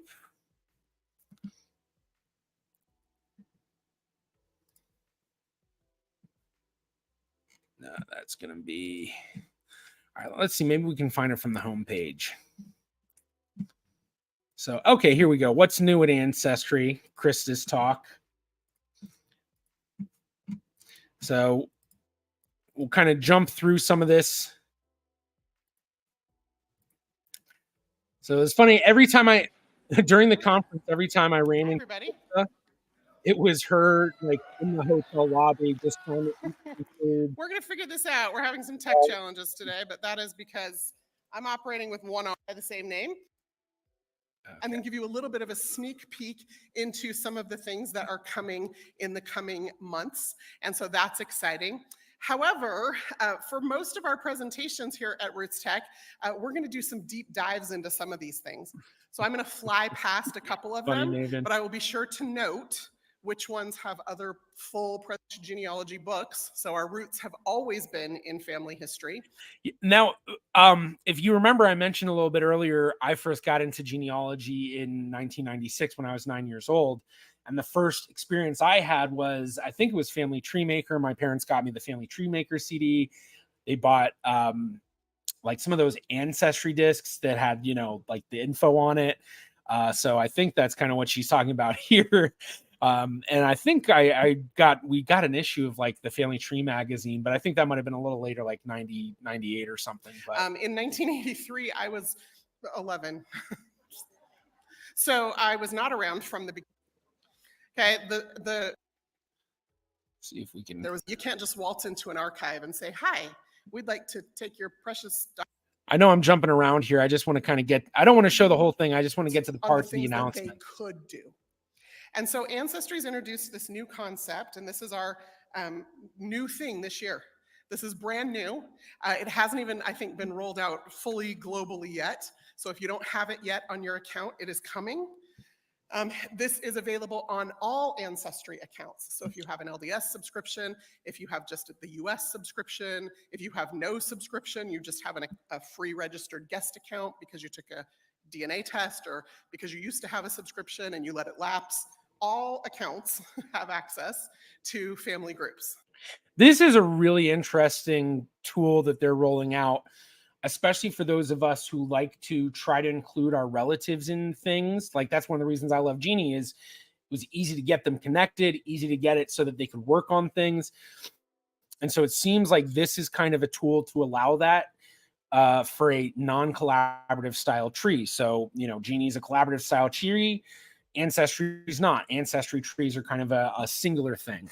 Now, I know one thing that I've heard from a few people that they aren't happy about, and I think it was mentioned a little bit earlier by Rob in the stream, was that I think they're also putting a lot of stuff behind paywalls, including your own public trees. So basically, you know, for people, a big thing in genealogy and putting your trees on sites is a cousin bait. Basically, if you put the more places you put your trees and your ancestors, if you have cousins who are from those families, the easier it will be for them to find you because they may end up searching that one site that you just aren't on. So the more sites you're on, the better. But for a lot of people, if you have to pay to go and just see the public trees, the ones that people want to have seen, then that's an issue. Now, I haven't seen the exact announcement yet. Like, I mean, with a lot of these announcements, I've talked to the people who were doing the announcements, and I've seen some of the various announcements in small amounts, but I haven't seen them fully because it's been hard to keep up with everything and have the time to go through it fully. But let's keep watching and see what she talks about in terms of this new family groups tool, because I think this is good. While there are things Ancestry is doing that I'm not the happiest about, mostly the stuff they're putting behind paywalls, there still is stuff that they're taking forward. But, you know, one thing you have to remember with Ancestry, it is a corporate run company. You know, they need to make money for their investors. Okay. It's a free part of the Ancestry service, essentially. But this is great. This is and free. Here's what family groups are going to allow you to do.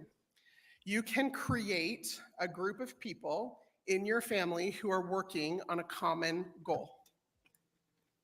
And you decide how that looks. You get to decide how you organize that.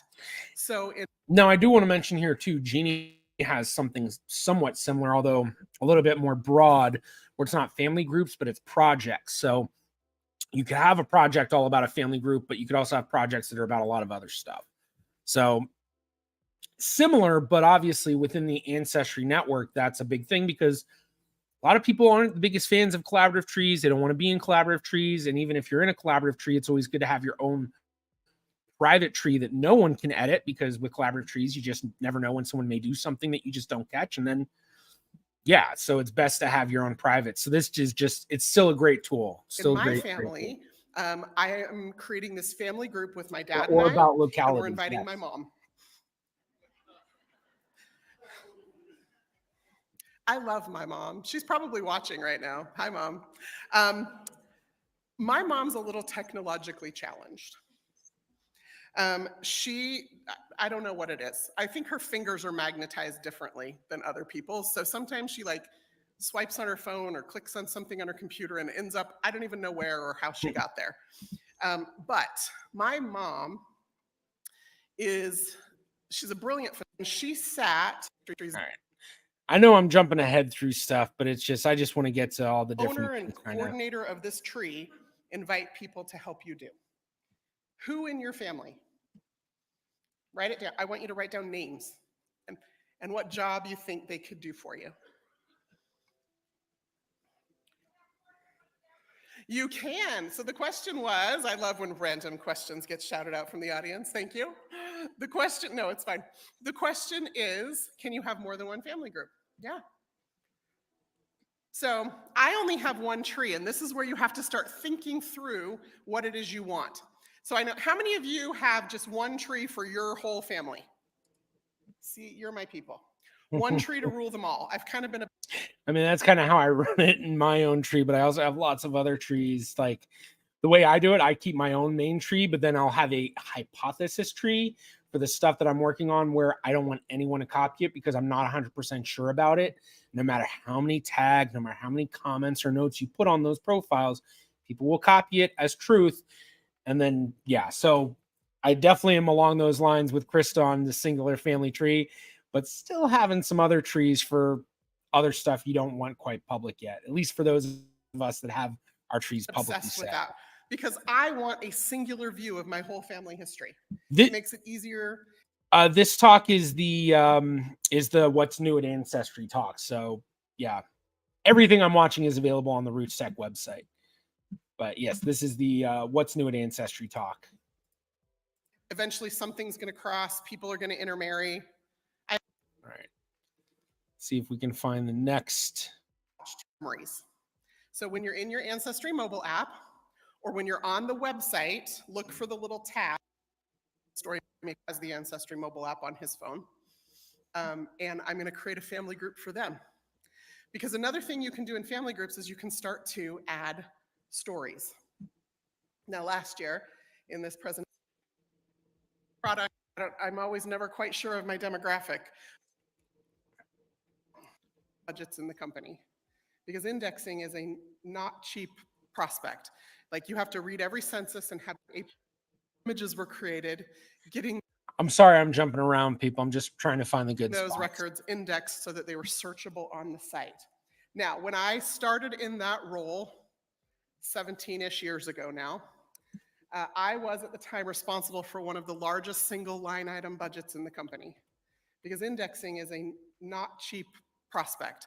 Like you have to read every census and have a person back in the day key every line of that record, right? And with that, yeah. So I think right now she's talking about the OCR technology stuff and how it's enabled them to expand their digitization prospects, which I think she's about to mention the numbers, which is really interesting. Ancestry was able to index about 2 million records a month. Now, with the advances in technology, over the course of the last 5 years, till 2023, Ancestry was indexing an average of 2 to 3 million records a day. Okay, wait, it's about to get bigger. With the launch of the 1950 census last year, in 2022, Ancestry developed some proprietary handwriting recognition algorithms and have employed the use of artificial intelligence in order to index records faster, and the quality is pretty on par. Now, I'm not sure if this has anything to do with transcribus, or I heard some people calling it transcribus. I don't know the proper pronunciation, but I think it's pretty similar to that. But it's like, as she mentioned, their own proprietary models, basically. Now, there's still some human intervention that's taking place. There's still some tweakings. We're still on the cutting edge of that, right? But the idea is that we are now able to index things so much faster.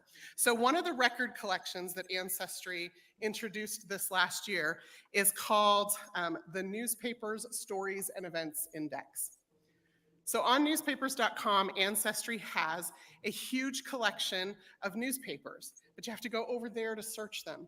And if any of you have ever searched old newspapers, what are some of the top 3 challenges you have searching newspapers?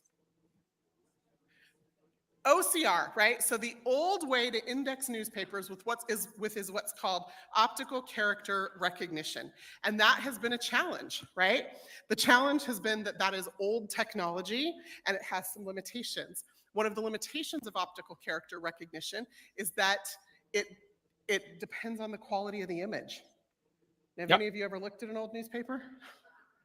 All right, we're not gonna listen to the entire thing. I'm gonna jump around in a second, but I did see this question or statement. Odd that 23andMe was noticeably absent from RootsTech, and honestly, I'm not too surprised just because of how things have gone in the past year, especially with the data breach, which was really, it wasn't anything they could control. From my understanding, it was basically one of those attacks where these people had a list of emails with passwords from other websites and tried using those to log in. Some of those were successful because some people use the same passwords over various accounts, and that can cause issues such as this.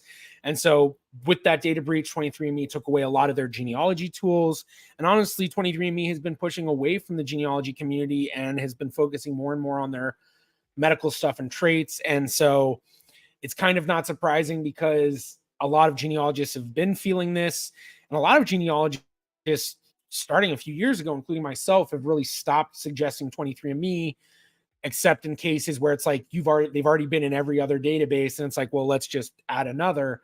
But 23andMe, I don't even think you can download your DNA results anymore. You can't download your raw data, can't do shared match comparisons, you can't do a lot of stuff. They basically have made it very useless for genealogy purposes. It still has some use beyond the admixture. You still get matches, but you're very limited in how you're able to analyze those matches. So it's unfortunately not surprising.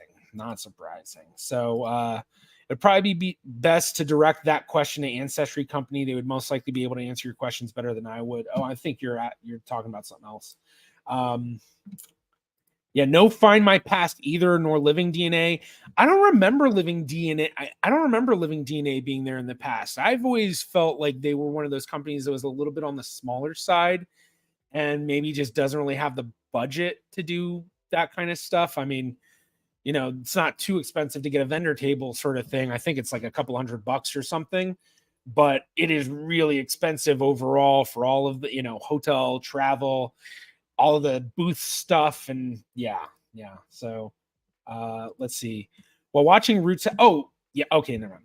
While watching RootsTech, I decided to go ahead and get my paternal great grandfather's English birth record.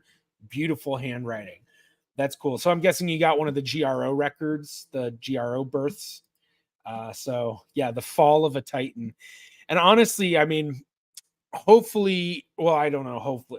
Either way, we'll have to see. But I know that a lot of people are not the happiest with some of the things Ancestry is doing with putting stuff behind paywalls. And, I don't think Ancestry will fall in any sort of way with the genealogy community like 23andMe has, at least not anytime soon if it does. But, with Ancestry, they are doing a lot of stuff that's going to be pushing people away from suggesting Ancestry as much for, more of the layman DNA tester, because they're putting a lot of stuff behind brick wall or paywalls that, these testers, they don't want to pay for a DNA test and then a membership that they're really rarely going to use. So, we'll have to see how things go, but it's putting MyHeritage in a really good position to kind of take a massive part of the market and set themselves above. But you were presently able to download, you can download your results from 23andMe is what Heather is saying. I'm exhausted, so people, I know I gave a warning. But still, okay. Thank you, Heather. Thank you. Okay, I see that, Camilla. Thank you. As of this weekend, we were able to download our raw DNA results from 23andMe. You really need to download those while you are able to do so. Yes. So yeah, if you haven't done it, do so. And then yes, from GRO, I agree with you that it's clunky, but I was able to navigate it for the most part. Still trying to figure out how to order the marriage certificates that I need. Yeah, it's the GRO website is definitely clunky, and I've mentioned that in the past, but it's just, it's still usable, but it's just you go on there and you can tell this site was made early 2000s and it has not really been updated since. So, all right, let's watch some of the some more of this and some of the other updates. How is the quality of that image? And so how do you find a birth certificate when grandpa was born in Florida in 19? The other way is to actually go to the specific database, meaning California newspapers, Alaska. Okay, she's still talking newspapers. Okay, I think, let's see if I can.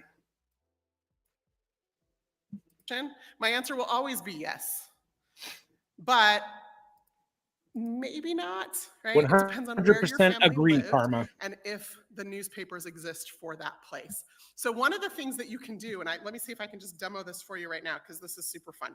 Let's come in here to Arkansas, because I always pick on my mom's family.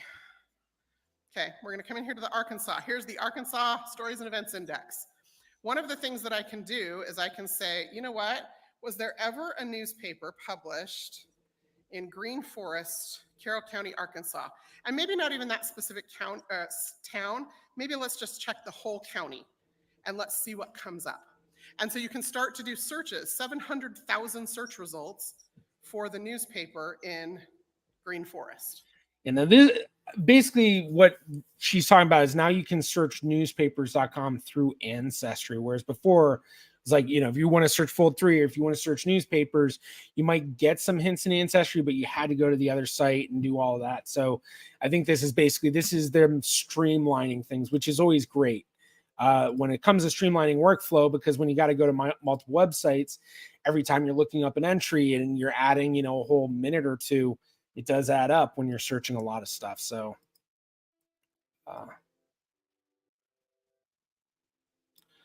trying to... Because if it exists, but it's not on Ancestry, I need to figure out where to find it. And if it doesn't exist, I need to stop wasting my time looking for it, or I need to figure out another way to get the information I'm looking for. And so the card catalog is my favorite feature, because I can quickly come in here and I can see what exists on Ancestry. Now the default sort on this is date added. I can change it to date updated, because here's one of the things Ancestry does. Not only do we publish new databases on a pretty regular cadence, but we also take existing databases and add records to them. So we add records to, right, this second one right here, France. Some France births, marriages, and deaths. We originally published this in February of 2022, but in February of 2024, we added records to this database. Now, the number one reason records get added to databases on Ancestry is because of privacy laws. Right? Privacy laws say, oh, well, these records are private for 100 or 50 or 20 years. And as those privacy laws continue to not expire, but like move, right? We can get the new set of records for the last 5 years. Yeah, so this is obviously one of the benefits with Ancestry. Family Search does the same thing in terms of they're constantly adding stuff, and they're both out there digitizing a lot of stuff. I do see this question. Can I easily I know I see you say later, can you easily explain the difference between Eurogene's K15 results and MDLP World 22 results on the My True Ancestry website? I know it's ancient DNA, but still figuring things out. I'm sorry to say I really can't. I know I talk about these admixture things all the time in the sense of I don't really use them because there's not much use to them, and especially trying to do all the different ones, it turns into a game of pick your ancestry and just trying to find the one that fits the narrative you're trying to fit best. And in my experience, going from all of these various admixture calculators to try to figure something different out, it's just going to cause more confusion than it will help you out. And it's basically focusing on the wrong thing, in my opinion. Now, that's also assuming that you're coming from it with a genealogical standpoint, which is where my focus is using it to expand the research. So, if you're trying to use it for something else in terms of figuring out ancient ancestry or something, that's not really anything that I specialize in or anything. So I'm sorry to say I wouldn't be able to answer that for you, but saw that question, so figured I'd just say that. But saying Eurogenes K15 and MDLP World 22, I don't use my true ancestry, but I'm pretty sure both of those are from GEDmatch, because Eurogenes K13 is the standard GEDmatch, and then there's the other Ks, the number being how many populations they have, and then MDLP is GEDmatch too. So I didn't even realize those were on my true ancestry. But yeah, I don't use that website. So all right, let's continue with this. I don't know if she talks about it in this. I know I asked her about facial recognition, and she said that there was an announcement, but I don't know. All right, well, we'll watch this other announcement here, because this is a good one. That community, an existing community, 3 to 4 months ish. Guess where my brick wall is? And my mom's DNA. All right. Find what we call DNA communities. People are added to the reference panel. We're able to refine. Sorry, I keep going back. I'm trying to find the best spot. So very good at it. And so now 60 billion records available on Ancestry. Still not everything in the world, but AI is certainly changing the rate at which we can get these digitized and indexed and made searchable for you faster. Okay, let's talk a little bit about DNA in our last few minutes. So Ancestry this last year announced that we have now crossed the threshold of 25 million people who have taken the Ancestry DNA test. Right? Okay. The billions of connections that means, right? Some of you are math people. I am not a math people, but some of you are math people. The amount of connections that means that people are able to make is mind-boggling to me. Here's what else we're able to do. Ancestry has continued over the last 14 years 12 years since we launched Ancestry DNA to update and refine the ethnicity estimate algorithms every year. So we launched a new update to the ethnicity estimates in the fall. So if you haven't checked your DNA results since then, get out your phone now. It's fine. You can do that, okay? Look at it. What happens is, as more people are added to the reference panel, we're able to refine those results. We're able to break out regions. So where we started 12 years ago with just 8, 10, 12 regions, we now have 88 different ethnicity regions around the world that we can give you percentages from. In addition to that, because Ancestry has 120 million family trees and 25 million people who've taken the Ancestry DNA test, our science team, another brilliant group of people, and our data scientists have been able to use all of that data to start to find what we call DNA communities. So your ethnicity estimate is showing you where in the world your DNA was 500 to 1,000 years ago. And I don't know about you, but my tree does not go back that far. Like maybe on one line, but most of my tree does not go back that far. So the ethnicity estimate is super interesting, and it's a great way to get people to take the test. But the DNA communities, that is showing you, based on your genetic network of people you're related to, where you have family who have lived within the last 200 years. That's a great way to explain it. I've never really thought of explaining it that way necessarily, but that's a great way to put it, because when it comes to the admixture stuff, even though this technically is part of the admixture, but technically not, is the communities are the best way to really get an idea, because with the admixtures, there's a lot of nuance that gets lost in trying to define things in a way that's understandable.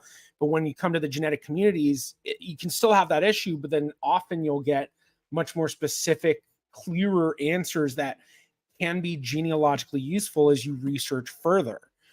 So like if you have a family tree where you're really not sure where it goes, and it's a name that's kind of unique but still found around the world, well, you do a Ancestry DNA test, and then you get a genetic community that stands out that's like, whoa, I'd never really thought about that.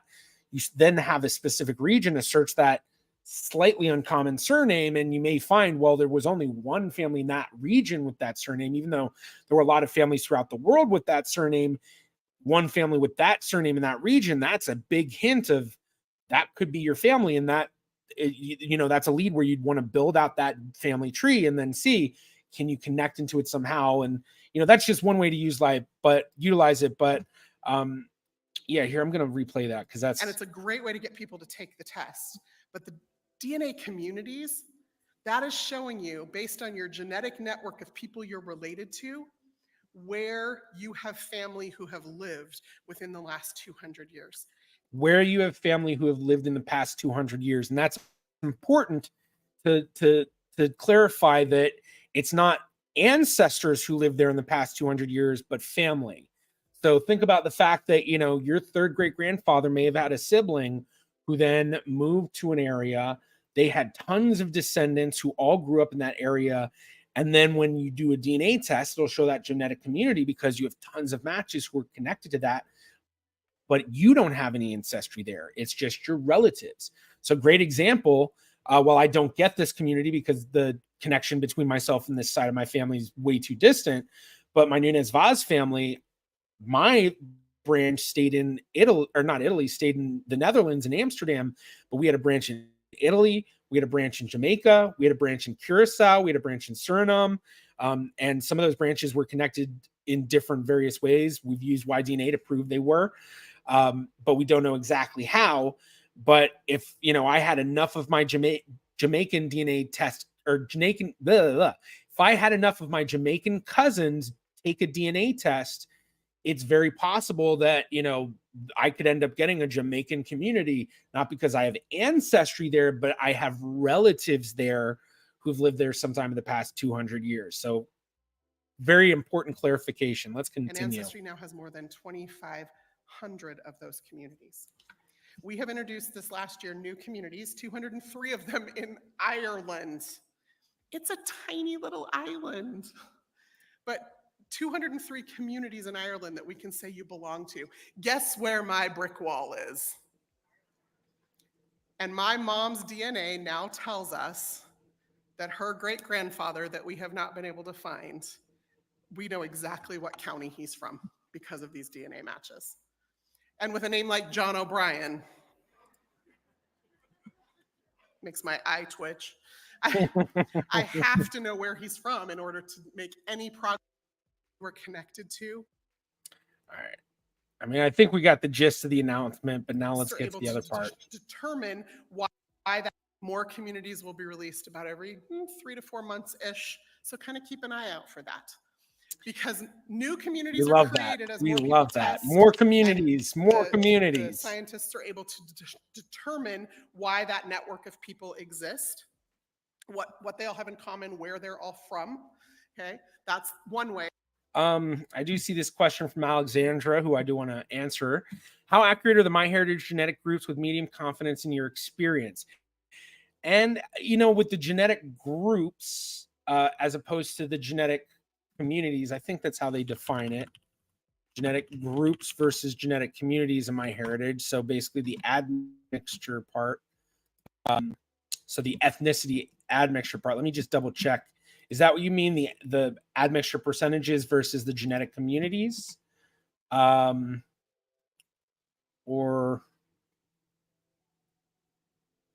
maybe different? It's always hard to determine exactly. So yeah, the communities. Oh, okay. So, I mean, it's hard to say. In my experience, a lot of the MyHeritage communities seem a bit broader than what I see on Ancestry. In terms of the medium confidence, it's kind of hard to say. I guess I definitely see them a lot more confident than than the actual admixture percentages for MyHeritage. But yeah, I don't know. In my experience, they're pretty good for the most part. But also understanding what was said before, similar to Ancestry, where it's, relatives who lived there for sometime in the past 200 years. So might not be your ancestors, but could be relatives. So, all right, let's keep continuing. The communities are created new. Yep.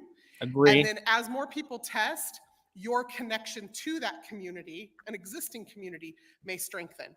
So while we only release or launch new communities every 3 or 4 months or so, you can be pulled into an existing community at any time if just the right people have tested. So that's something you always want to be checking. Just check it out. It's in the same place as your ethnicity estimate. Just scroll down a smidge. Okay.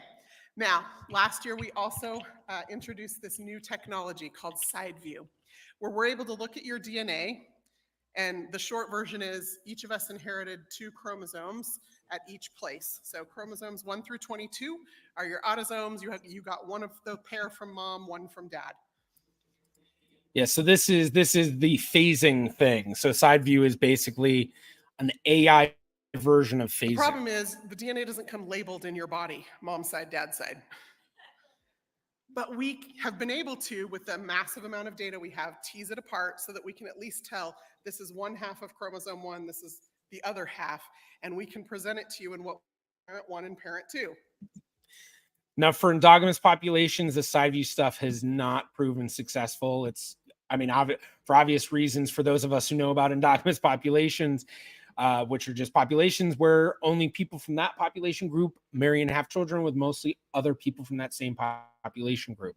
So it causes issue with the DNA because of multiple relations and pedigree collapse for generations and generations. So it becomes much, much harder, which is kind of funny because they use Southern Louisiana French settlers as one of the community definitions. Although if you have one parent with it and not the other parent with it, it'd be pretty easy to tell. But if both parents have Louisiana French settler ancestry, I'd imagine Side View would have a difficulty with it. But let's watch and see if she has anything to say about that in terms of the endogamy or pedigree collapse stuff.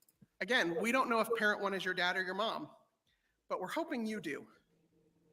We're hoping you can look at your match list and say, oh, parent 1 is my uncle. That's my dad's brother. So parent 1 must be my dad. Or parent 1 says I'm from Mexico in my ethnicity estimate, and my dad is Mexican. So that must be that side. So you can, and once you figure it out, you can label it and it cascades through the whole system. So last year we introduced ethnicity as parents by ethnicity, and we also introduced matches. This year what we have introduced now is traits by parent and communities by parent. So even without having a parent tested, you can go in and say, oh, I got this from mom and I got this from dad. And before this, for every site, for you to even get something like that, you had to do some form of phasing. So Family Tree DNA had the most open version where basically you could, say, hey, this person's a third cousin, link in the Family Tree DNA family tree feature, how you're connected in the tree. And then it would start to phase your matches into maternal or paternal. So you didn't have to have a parent test, although once you had, a couple of cousins, it would be better and better, but you still had that limitation if you only had relatives where, it's not going to be able to decipher all of them by parent or, maternal or paternal. But then you still also have the other issues of, endogamy and such. But then there's a lot of sites that had a phasing option. 23andMe had it. Don't know if they still do. MyHeritage did. And then I don't know if Ancestry had an auto phasing tool with it too, but basically phasing, you needed to mostly have your parent test. So this is a pretty big announcement to have communities part of that Side View. The traits is really interesting, although obviously not genealogically relevant, but interesting and kind of a fun thing. Now for me, I've tested both my parents. It was just a check. Ancestry got family history. Becoming good ancestors is an interesting perspective. I think that's okay. Manager over this. So I must have missed the let's see if we can watch the tech forum stuff or okay.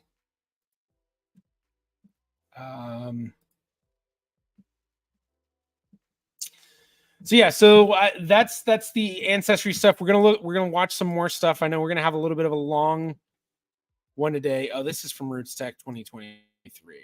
We don't need that. So 2024 classes. These are some of the featured. Oh, these are the most watched.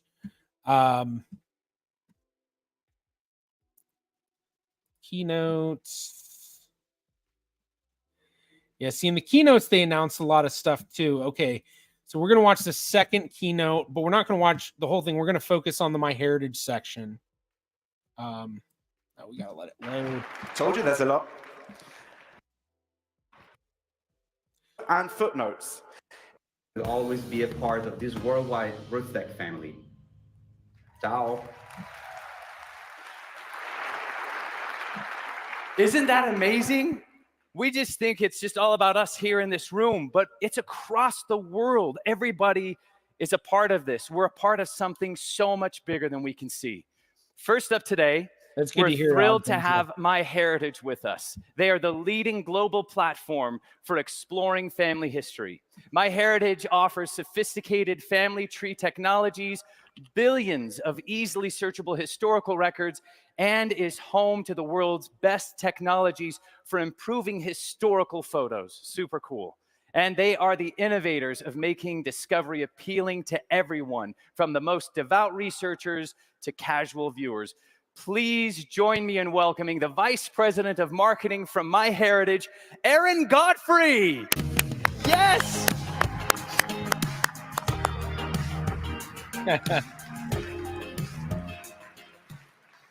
Hello, RootsTech. I'm Aaron. Nice to see you. I'm Aaron Godfrey, VP Marketing of MyHeritage, and it's wonderful to be back here on the Salt Palace stage. Now, friends, please don't let my accent distract you, because I have some incredible MyHeritage updates that I want you to. Whether your family story is deeply rooted in the US or began halfway across the globe, MyHeritage is proud to be part of your journey. We believe in the power of genealogy to change people's lives for the better, and are committed to developing amazing products and features that take your family history research to the next level. This past year, we took innovative genealogy further than ever before with the addition of powerful AI features. AI Biographer lets you create a Wikipedia-like biography for any ancestor using AI, enriched with information from your family tree, historical context, photos, and footnotes. In just 2 months since the launch, more than 100,000 biographies have been created. Thank you. AI Record Finder, also launched 2 months ago, lets you find historical records easily through an interactive chat. It's the world's first AI conversation-based search engine for historical records. Think of it as a ChatGPT for genealogy. You can count on MyHeritage to continue to innovate in AI and other areas and push the boundaries of what's possible in genealogy. The MyHeritage Wiki is a new community-led online encyclopedia for genealogy and DNA. New collaborators are welcome, so please go to myheritage.com/wiki to explore and register. And just this week, we reached the incredible milestone of 20 billion global historical records on MyHeritage. Thank you.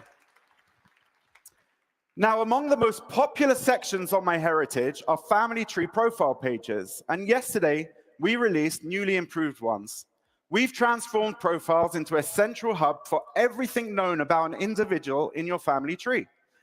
This update includes the introduction of hints. Hints indicate the life events and close relatives from smart matches and record matches that are missing in your tree and that you can easily add. You can confirm hints and take the information without leaving the page. There are many new cool features, so I invite you to visit your MyHeritage account today to check it out. And if for some reason you don't yet have a MyHeritage account, there's never been a better time to sign up.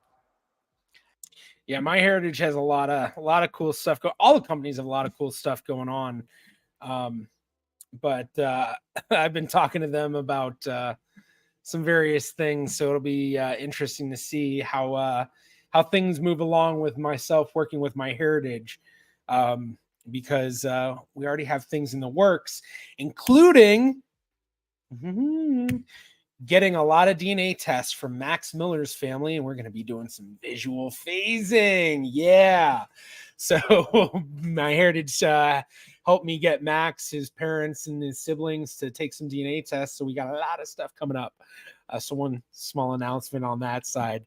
But all right, let's continue with this. Next week, we'll add our AI-powered photo scanner to the MyHeritage mobile app. So you can scan entire album pages or individual photos in seconds. Then you can use MyHeritage's amazing photo features to colorize and enhance your photos. Thank you.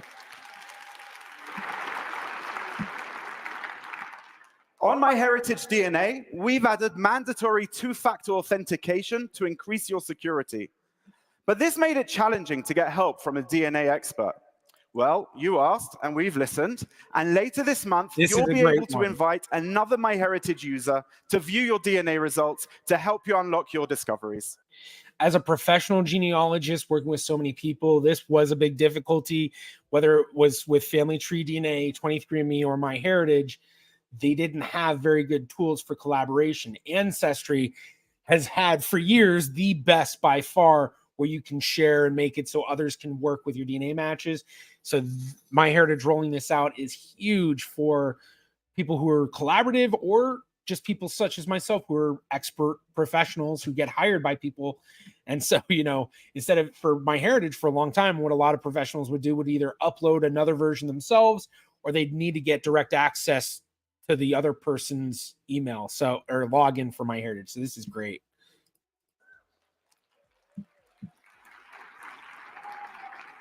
Next month, MyHeritage will launch an exciting new product integration with our friends at Family Tree DNA.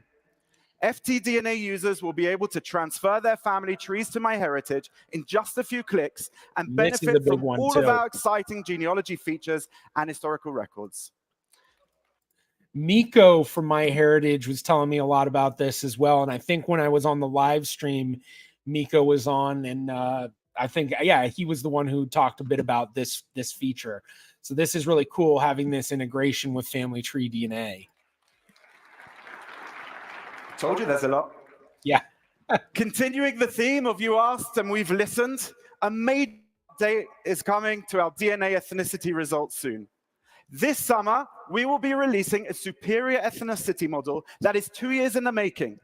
The new model expands the estimates from 42 percentage-based ethnicities to 80. The highlights will be in Europe, where we're the strongest DNA service, offering more resolution than any other DNA company.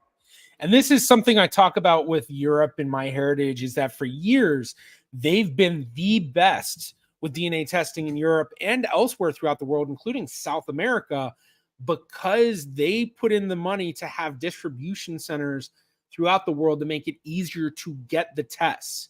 So I know for a lot of folks who were in Ukraine that I was, talking with for genealogy and DNA testing and such, they always went with MyHeritage because it was the easiest to get, and elsewhere throughout Europe as well. And so this is definitely something that has given them the edge in terms of utilizing that part of their database to learn more. So I'm very hopeful for this new admixture update, but with that idea of please release a white paper. I don't know if they will. I was kind of hoping to ask one of the folks from MyHeritage about that, and I could never remember to do that when I was talking to any of them.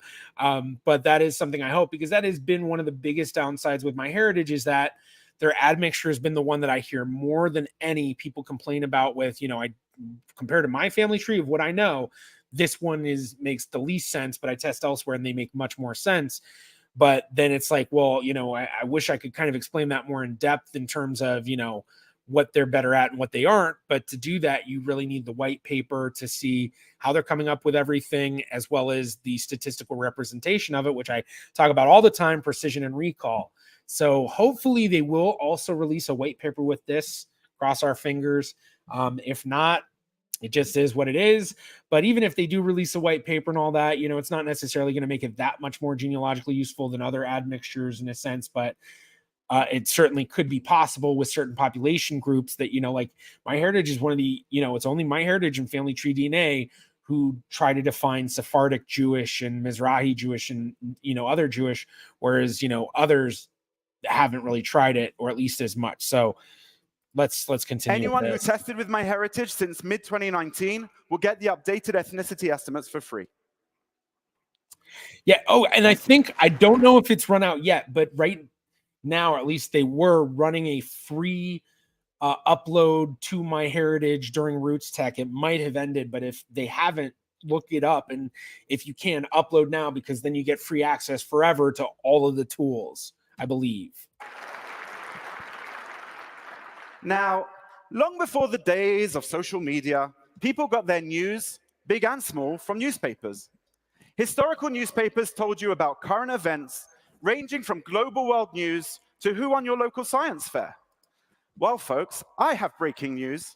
Right now, here on this stage, I'm delighted to announce that MyHeritage has released oldnews.com, a brand new website for exploring historical newspapers. Oldnews.com is a treasure trove with hundreds and millions of historical pages from international newspapers to small-town journals and gazettes. Introducing oldnews.com, a vast online archive of millions of historical newspapers from all over the world. Dive into the headlines that shaped your family's story. Access a treasure trove of historical newspapers where you'll gain new insights into your ancestors' lives and watch as stories from the past unfold. Explore the stories that made history at oldnews.com.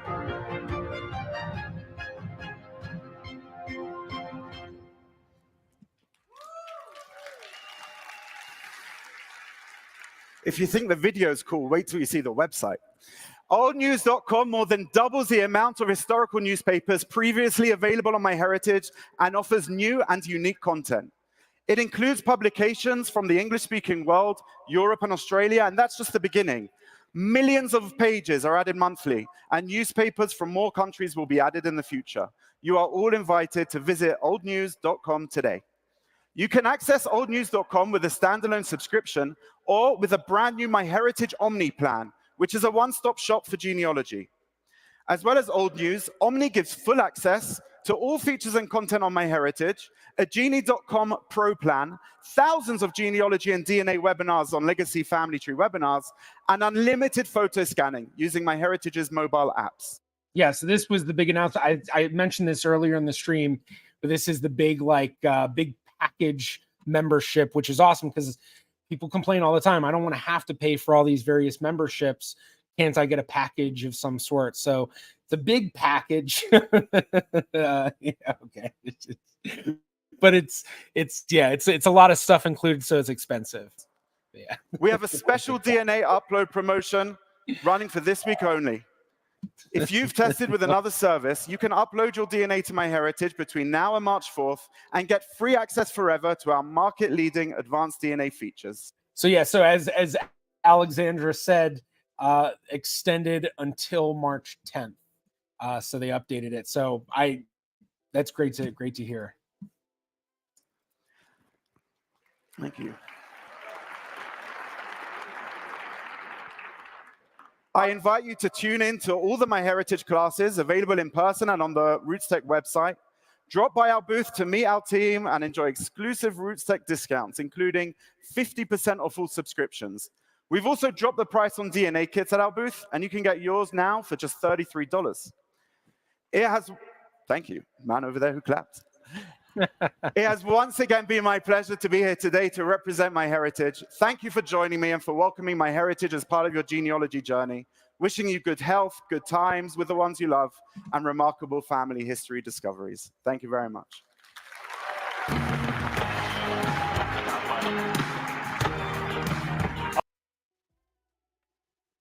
Family. Ancestors is diving into a groundbreaking initiative that will have a This is awesome. If you watched the stream, I talk about this, and this is, if I'm correct in what I believe we're about to watch, this is going to be huge for African Americans who have enslaved ancestors. Huge. And if you also descend from enslaver ancestors, you should participate in this project. profound impact for generations to come. Let's take a look. Dropping stuff.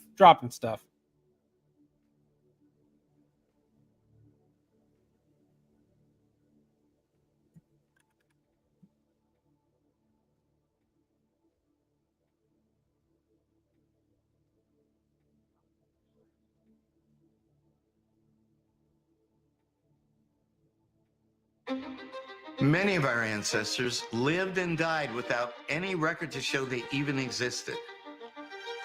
Like us, they had hopes, they had dreams, and they had names. I'm Henry Louis Gates Jr., host of the PBS series, Finding Your Roots. You're about to hear about a groundbreaking initiative that seeks to identify our 10 million ancestors by their given names. By 1865, 10 million Africans and African Americans had been enslaved in the United States. Prior to the 1870 census, the men, women, and children whose forced labor helped build this nation were listed as part of their enslavers' household inventory. We find them on property lists alongside the sheep and the horses and the cattle and the pigs. That's where we find Black people listed as property. So you might have their names, an age, a sex, but what you won't have is their connections to other people. Harvard history professor Vincent Brown is among a council of Black scholars, Black genealogy groups, and individuals collaborating with the American ancestors to launch the historic 10 Million Names Project. American Ancestors is creating an online repository that will contain the documented family history of enslaved Africans and African Americans in the U.S.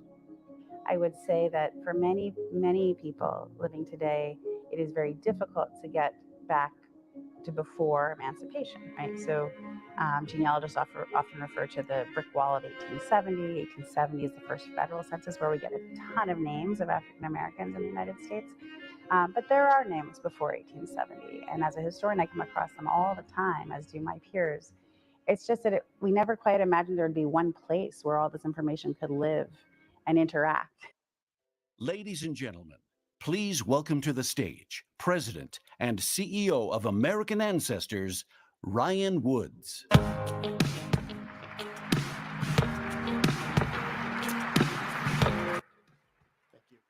I'm Ryan Woods, President and CEO of American Ancestors, the organization leading 10 million names.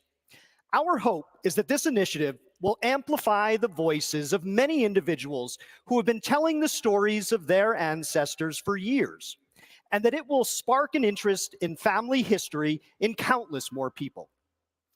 10 Million Names is not just a project. It is a deeply personal journey for me. Like so many Americans, my family history is diverse. My parents were an interracial couple married in the first generation after Loving v. Virginia. My father was born in Asia to a Black U.S. serviceman and a Korean woman. My mother, born and raised in New England, is mainly of colonial American ancestry, with most of her forebears having arrived in this country in the 17th century. My DNA composition appears as approximately 30% Korean, 49% British Isles, 15% West African, and 6% broadly Northwestern European. Which is that's quite an admixture. That really is such a mixed background. That's the kind of DNA profiles that I always like to see, because they're so interesting to see the segment correlations and things like that, because the population groups are so varied and different that the overlap isn't as difficult as when you have someone that's like, a variety of European or a variety of African or a variety of Asian or something like that, because then the overlap causes a lot of issues in trying to figure things out. As a multiracial person with globally diverse ancestry, whose appearance is vaguely other, I have been asked on numerous occasions, what are you? It was a question that I struggled to answer with confidence and pride for years. What are you becomes who are you? And it taps into the inequality of access to genealogical information. I know the names of many of my white ancestors, but like millions of Americans of African descent, I do not know the names of many of my Black ancestors. 10 Million Names is determined to make it easier for all African Americans to discover their ancestry. Now I want to share a video with you that illustrates what our project is about. Greetings, I'm Dorothy Tucker. I proudly served as the president of NABJ, the National Association of Black Journalists, a partner of the 10 Million Names Project. 10 Million Names is amplifying the voices of my ancestors. This important work will help millions of people. It's work that will last forever and will change history. This initiative is truly thrilling. I had the privilege of collaborating with lead researcher Lindsay Fulton to delve into my own genealogy, forging connections between my family and our enslaved ancestors.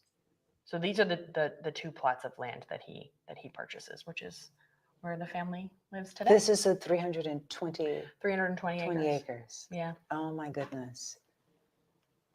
It's kind of, you hear, the oral history is passed along.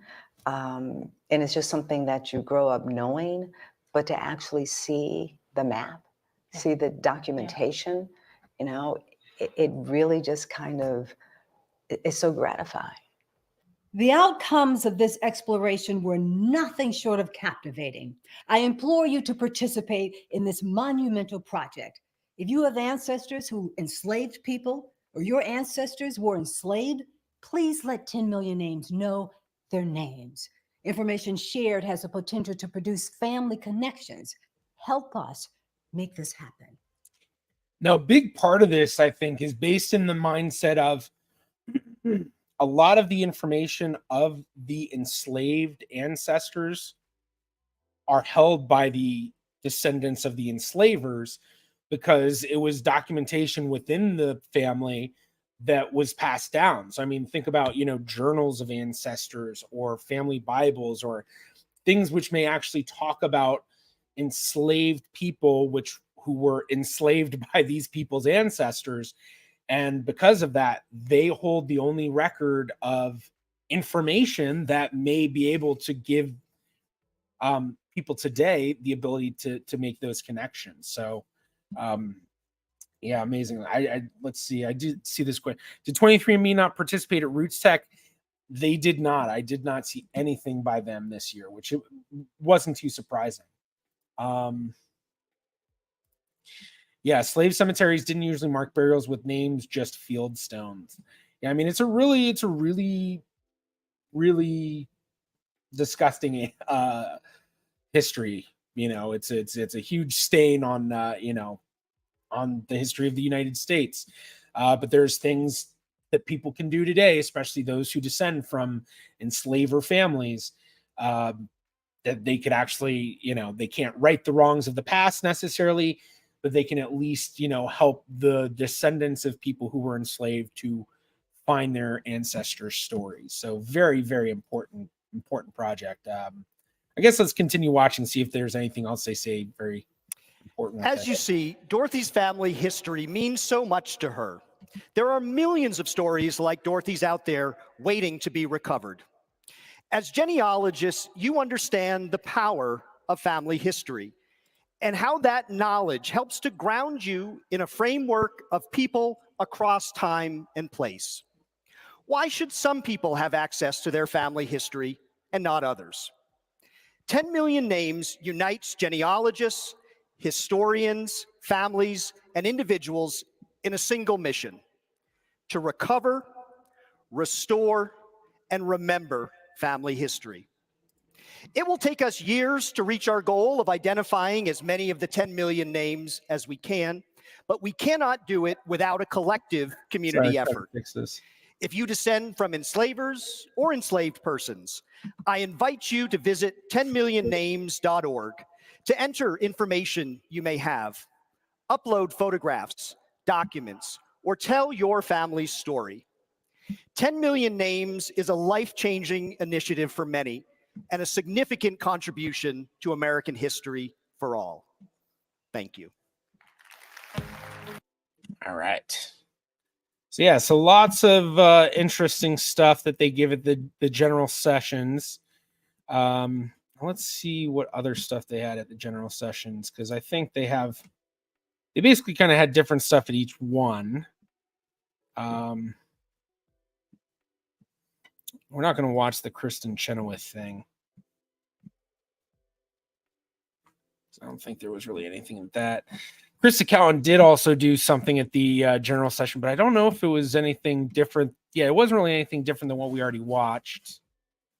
All right, let's see if there was any. Okay, that's right. Sponsored by Picture Line, and yeah, okay. All right, so let's see what other updates we can get, because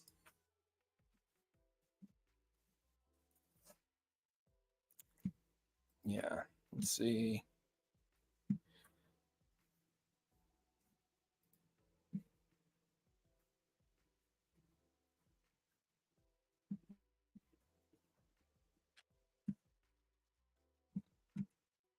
Not sure what was it this.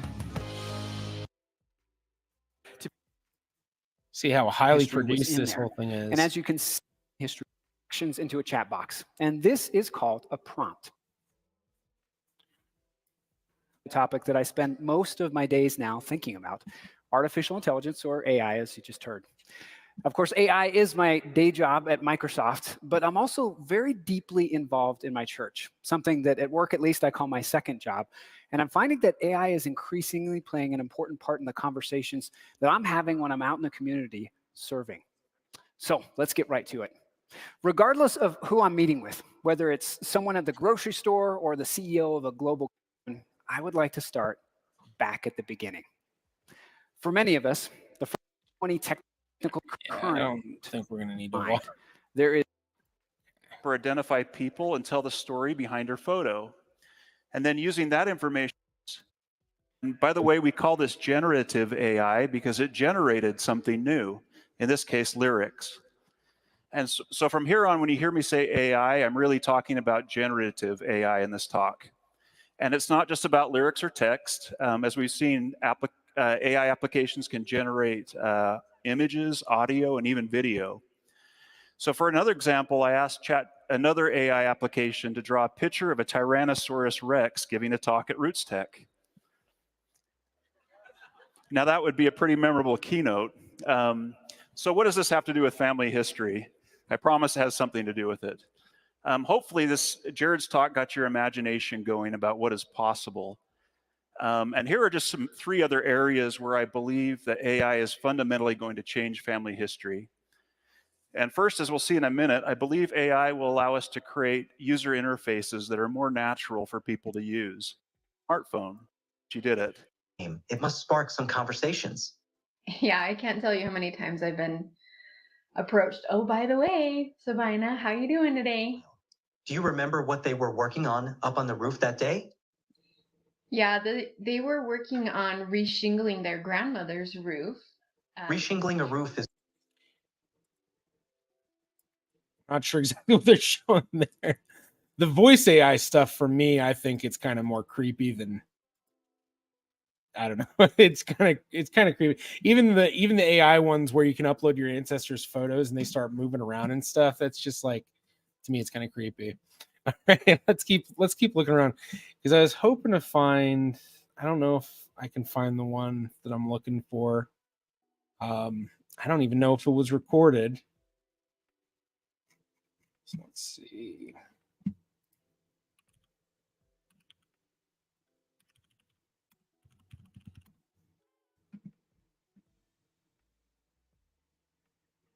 No, it wasn't recorded. I was hoping for the Endogmy Autocluster one. Yeah, the ones, yeah. Yeah, I mean, that's why people love them. It's like, I don't know, random stuff. Or, you can do all sorts of kind of fun stuff with it. That's not the usual. All right. Innovation. Okay. So what I'm looking for, I'm trying to find the one where Ancestry talks about their new facial recognition stuff.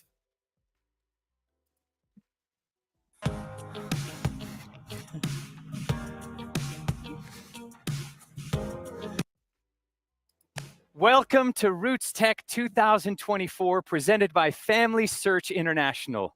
I'm Kirby. I'm your host for this extraordinary event. Hope you don't mind me Whether cracking you're my here knuckles. with us in the United States from beautiful Salt Lake City, Utah, or you're joining virtually from around the world, we gather to celebrate every story, past, present, and future. Now, this year, our theme is Remember. It's a powerful reminder of the impact each of our stories has. Everyone has unique experiences and memories that shape who they are. Remember is about honoring these personal journeys. It's about recognizing the value in every story, whether it's the adventures of our grandparents, the lessons from our parents' Discovery Conference. Wait, is there? I don't know if there's anything. I think it's a lot of fluff talk. Yeah, I think that was a lot of fluff talk, not really anything, not any announcement stuff. Oh, I guess maybe that was just like the intro part or something. That's not at all what I thought we were supposed to be watching. Let's begin this and remembered. Okay. Not quite what I thought. Anything anyone wants to suggest? We've been going for about 2 hours and 40 minutes, so I don't want to go too much longer. I think I'm already doing a long one. But anything that anyone wants me to kind of review, because I know there were a lot of announcements. I don't even know if I've covered all of them. Obviously, I'm only covering some of the ones from the major companies and stuff, because there's a lot of companies, and obviously a lot of stuff you all can check out yourself. Okay, let's see. Back to the first question. What was the most surprising besides the users in shorts streams? I'm not quite sure what you mean. What was the most surprising, like in terms of the whole conference? Besides, I don't know what you mean besides the users in shorts streams. The trolls. I'm still confused. I'm sorry, Maven. Like, what was the most surprising in my stream?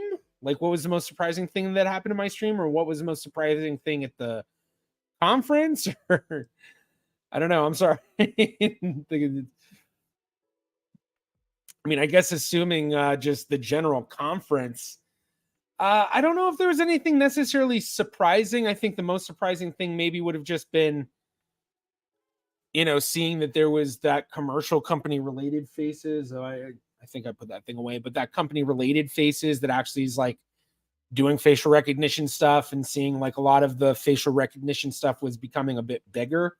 And that's something that for years I've been talking about, because I did that video, Future Genealogy. I think that was almost 2 years ago that I did that video. And then I talked about the Scott Genzer projects by a guy named Scott Genzer, where he had found success with facial recognition, and that, there were a few other things where you could do it, like face compare on Family Search. But this year there was a lot of announcements of that stuff, but then having a company just dedicated to that was interesting.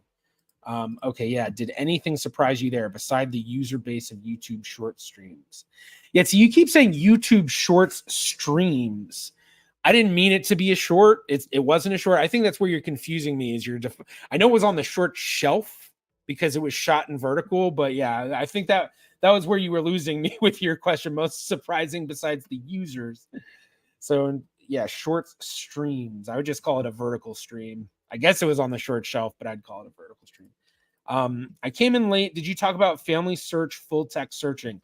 No, I didn't. Let's see if we can find that. Full text search. There we go. Perfect. So let's watch this.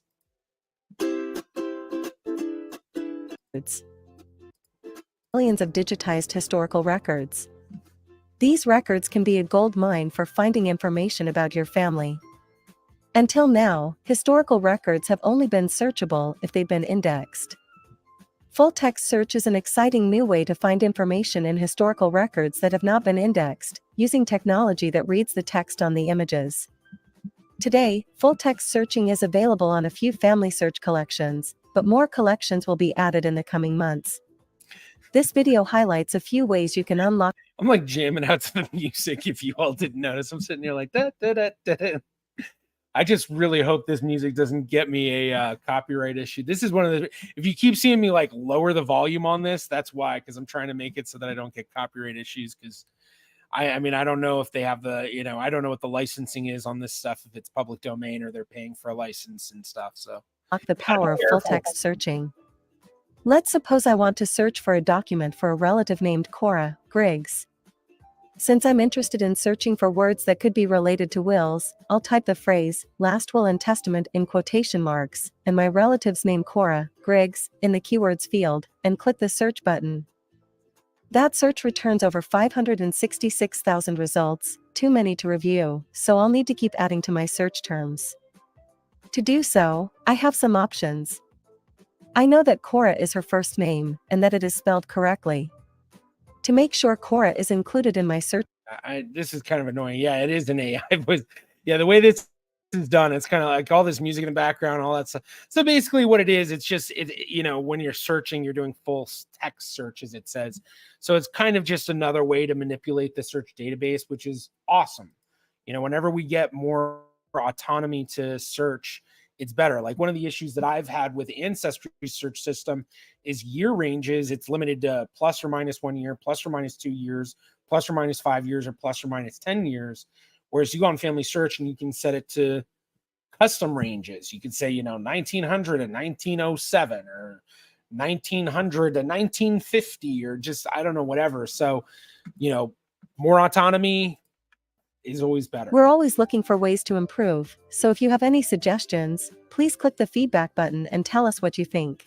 That's good to hear. We'd love to hear from you.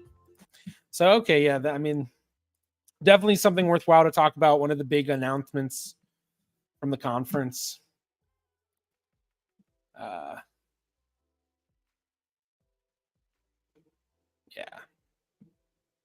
So, all right, well, I think I'm starting to hit the end of my energy.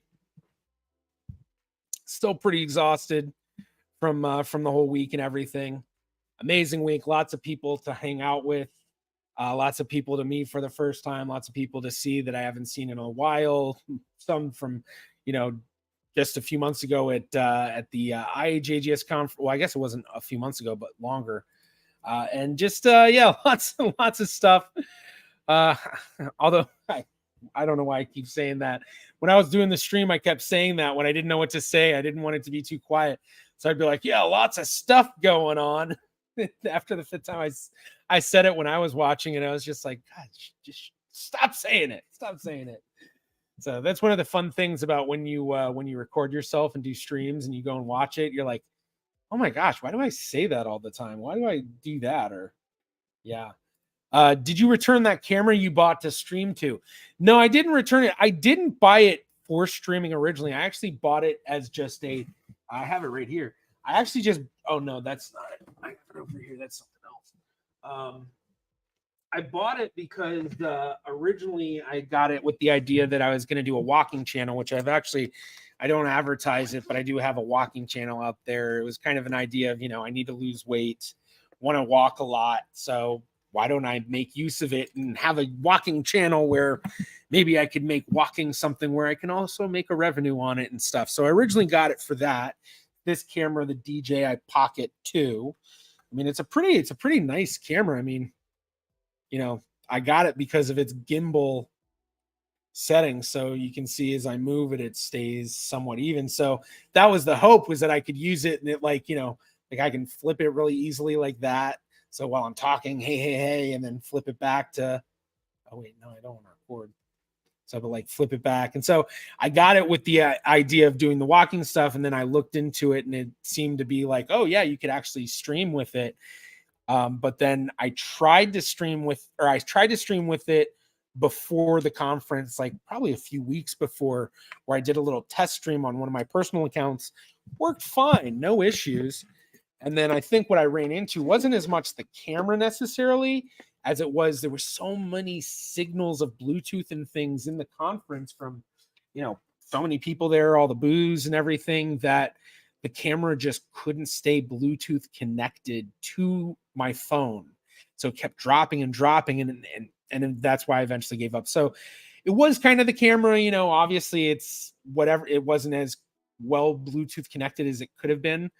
I assume that probably is part of the camera thing, but it also had to do with what was going on generally. So thank you, Alexandra. Thank you for being here the entire almost 3 hours, not doing full 3 hours, but just under. So thank you everybody also for joining. For those that haven't gotten to check out a lot of stuff from RootsTech, be sure to go to their website, check it out. And then be sure to mark your dates for next year, because RootsTech 2025, they've already announced the dates. And it'd be awesome to see so many more people out there. This year, I ran into so many people who were just stopping me, go, "Oh my gosh, I love your channel." And I think even when I was doing that live stream in the expo hall, there were like a couple of people who did that to me. And then a lot of people who were recognizing me that I did not recognize. So it was really cool. A lot of fun. So thank you so much to everyone on the stream. I'm going to be out of here. I will be streaming on Friday on the main channel. Not quite sure what I'll be doing for it. Maybe building a family tree. I don't know. But you all have a wonderful rest of your night. I'm the Genie Vlogger.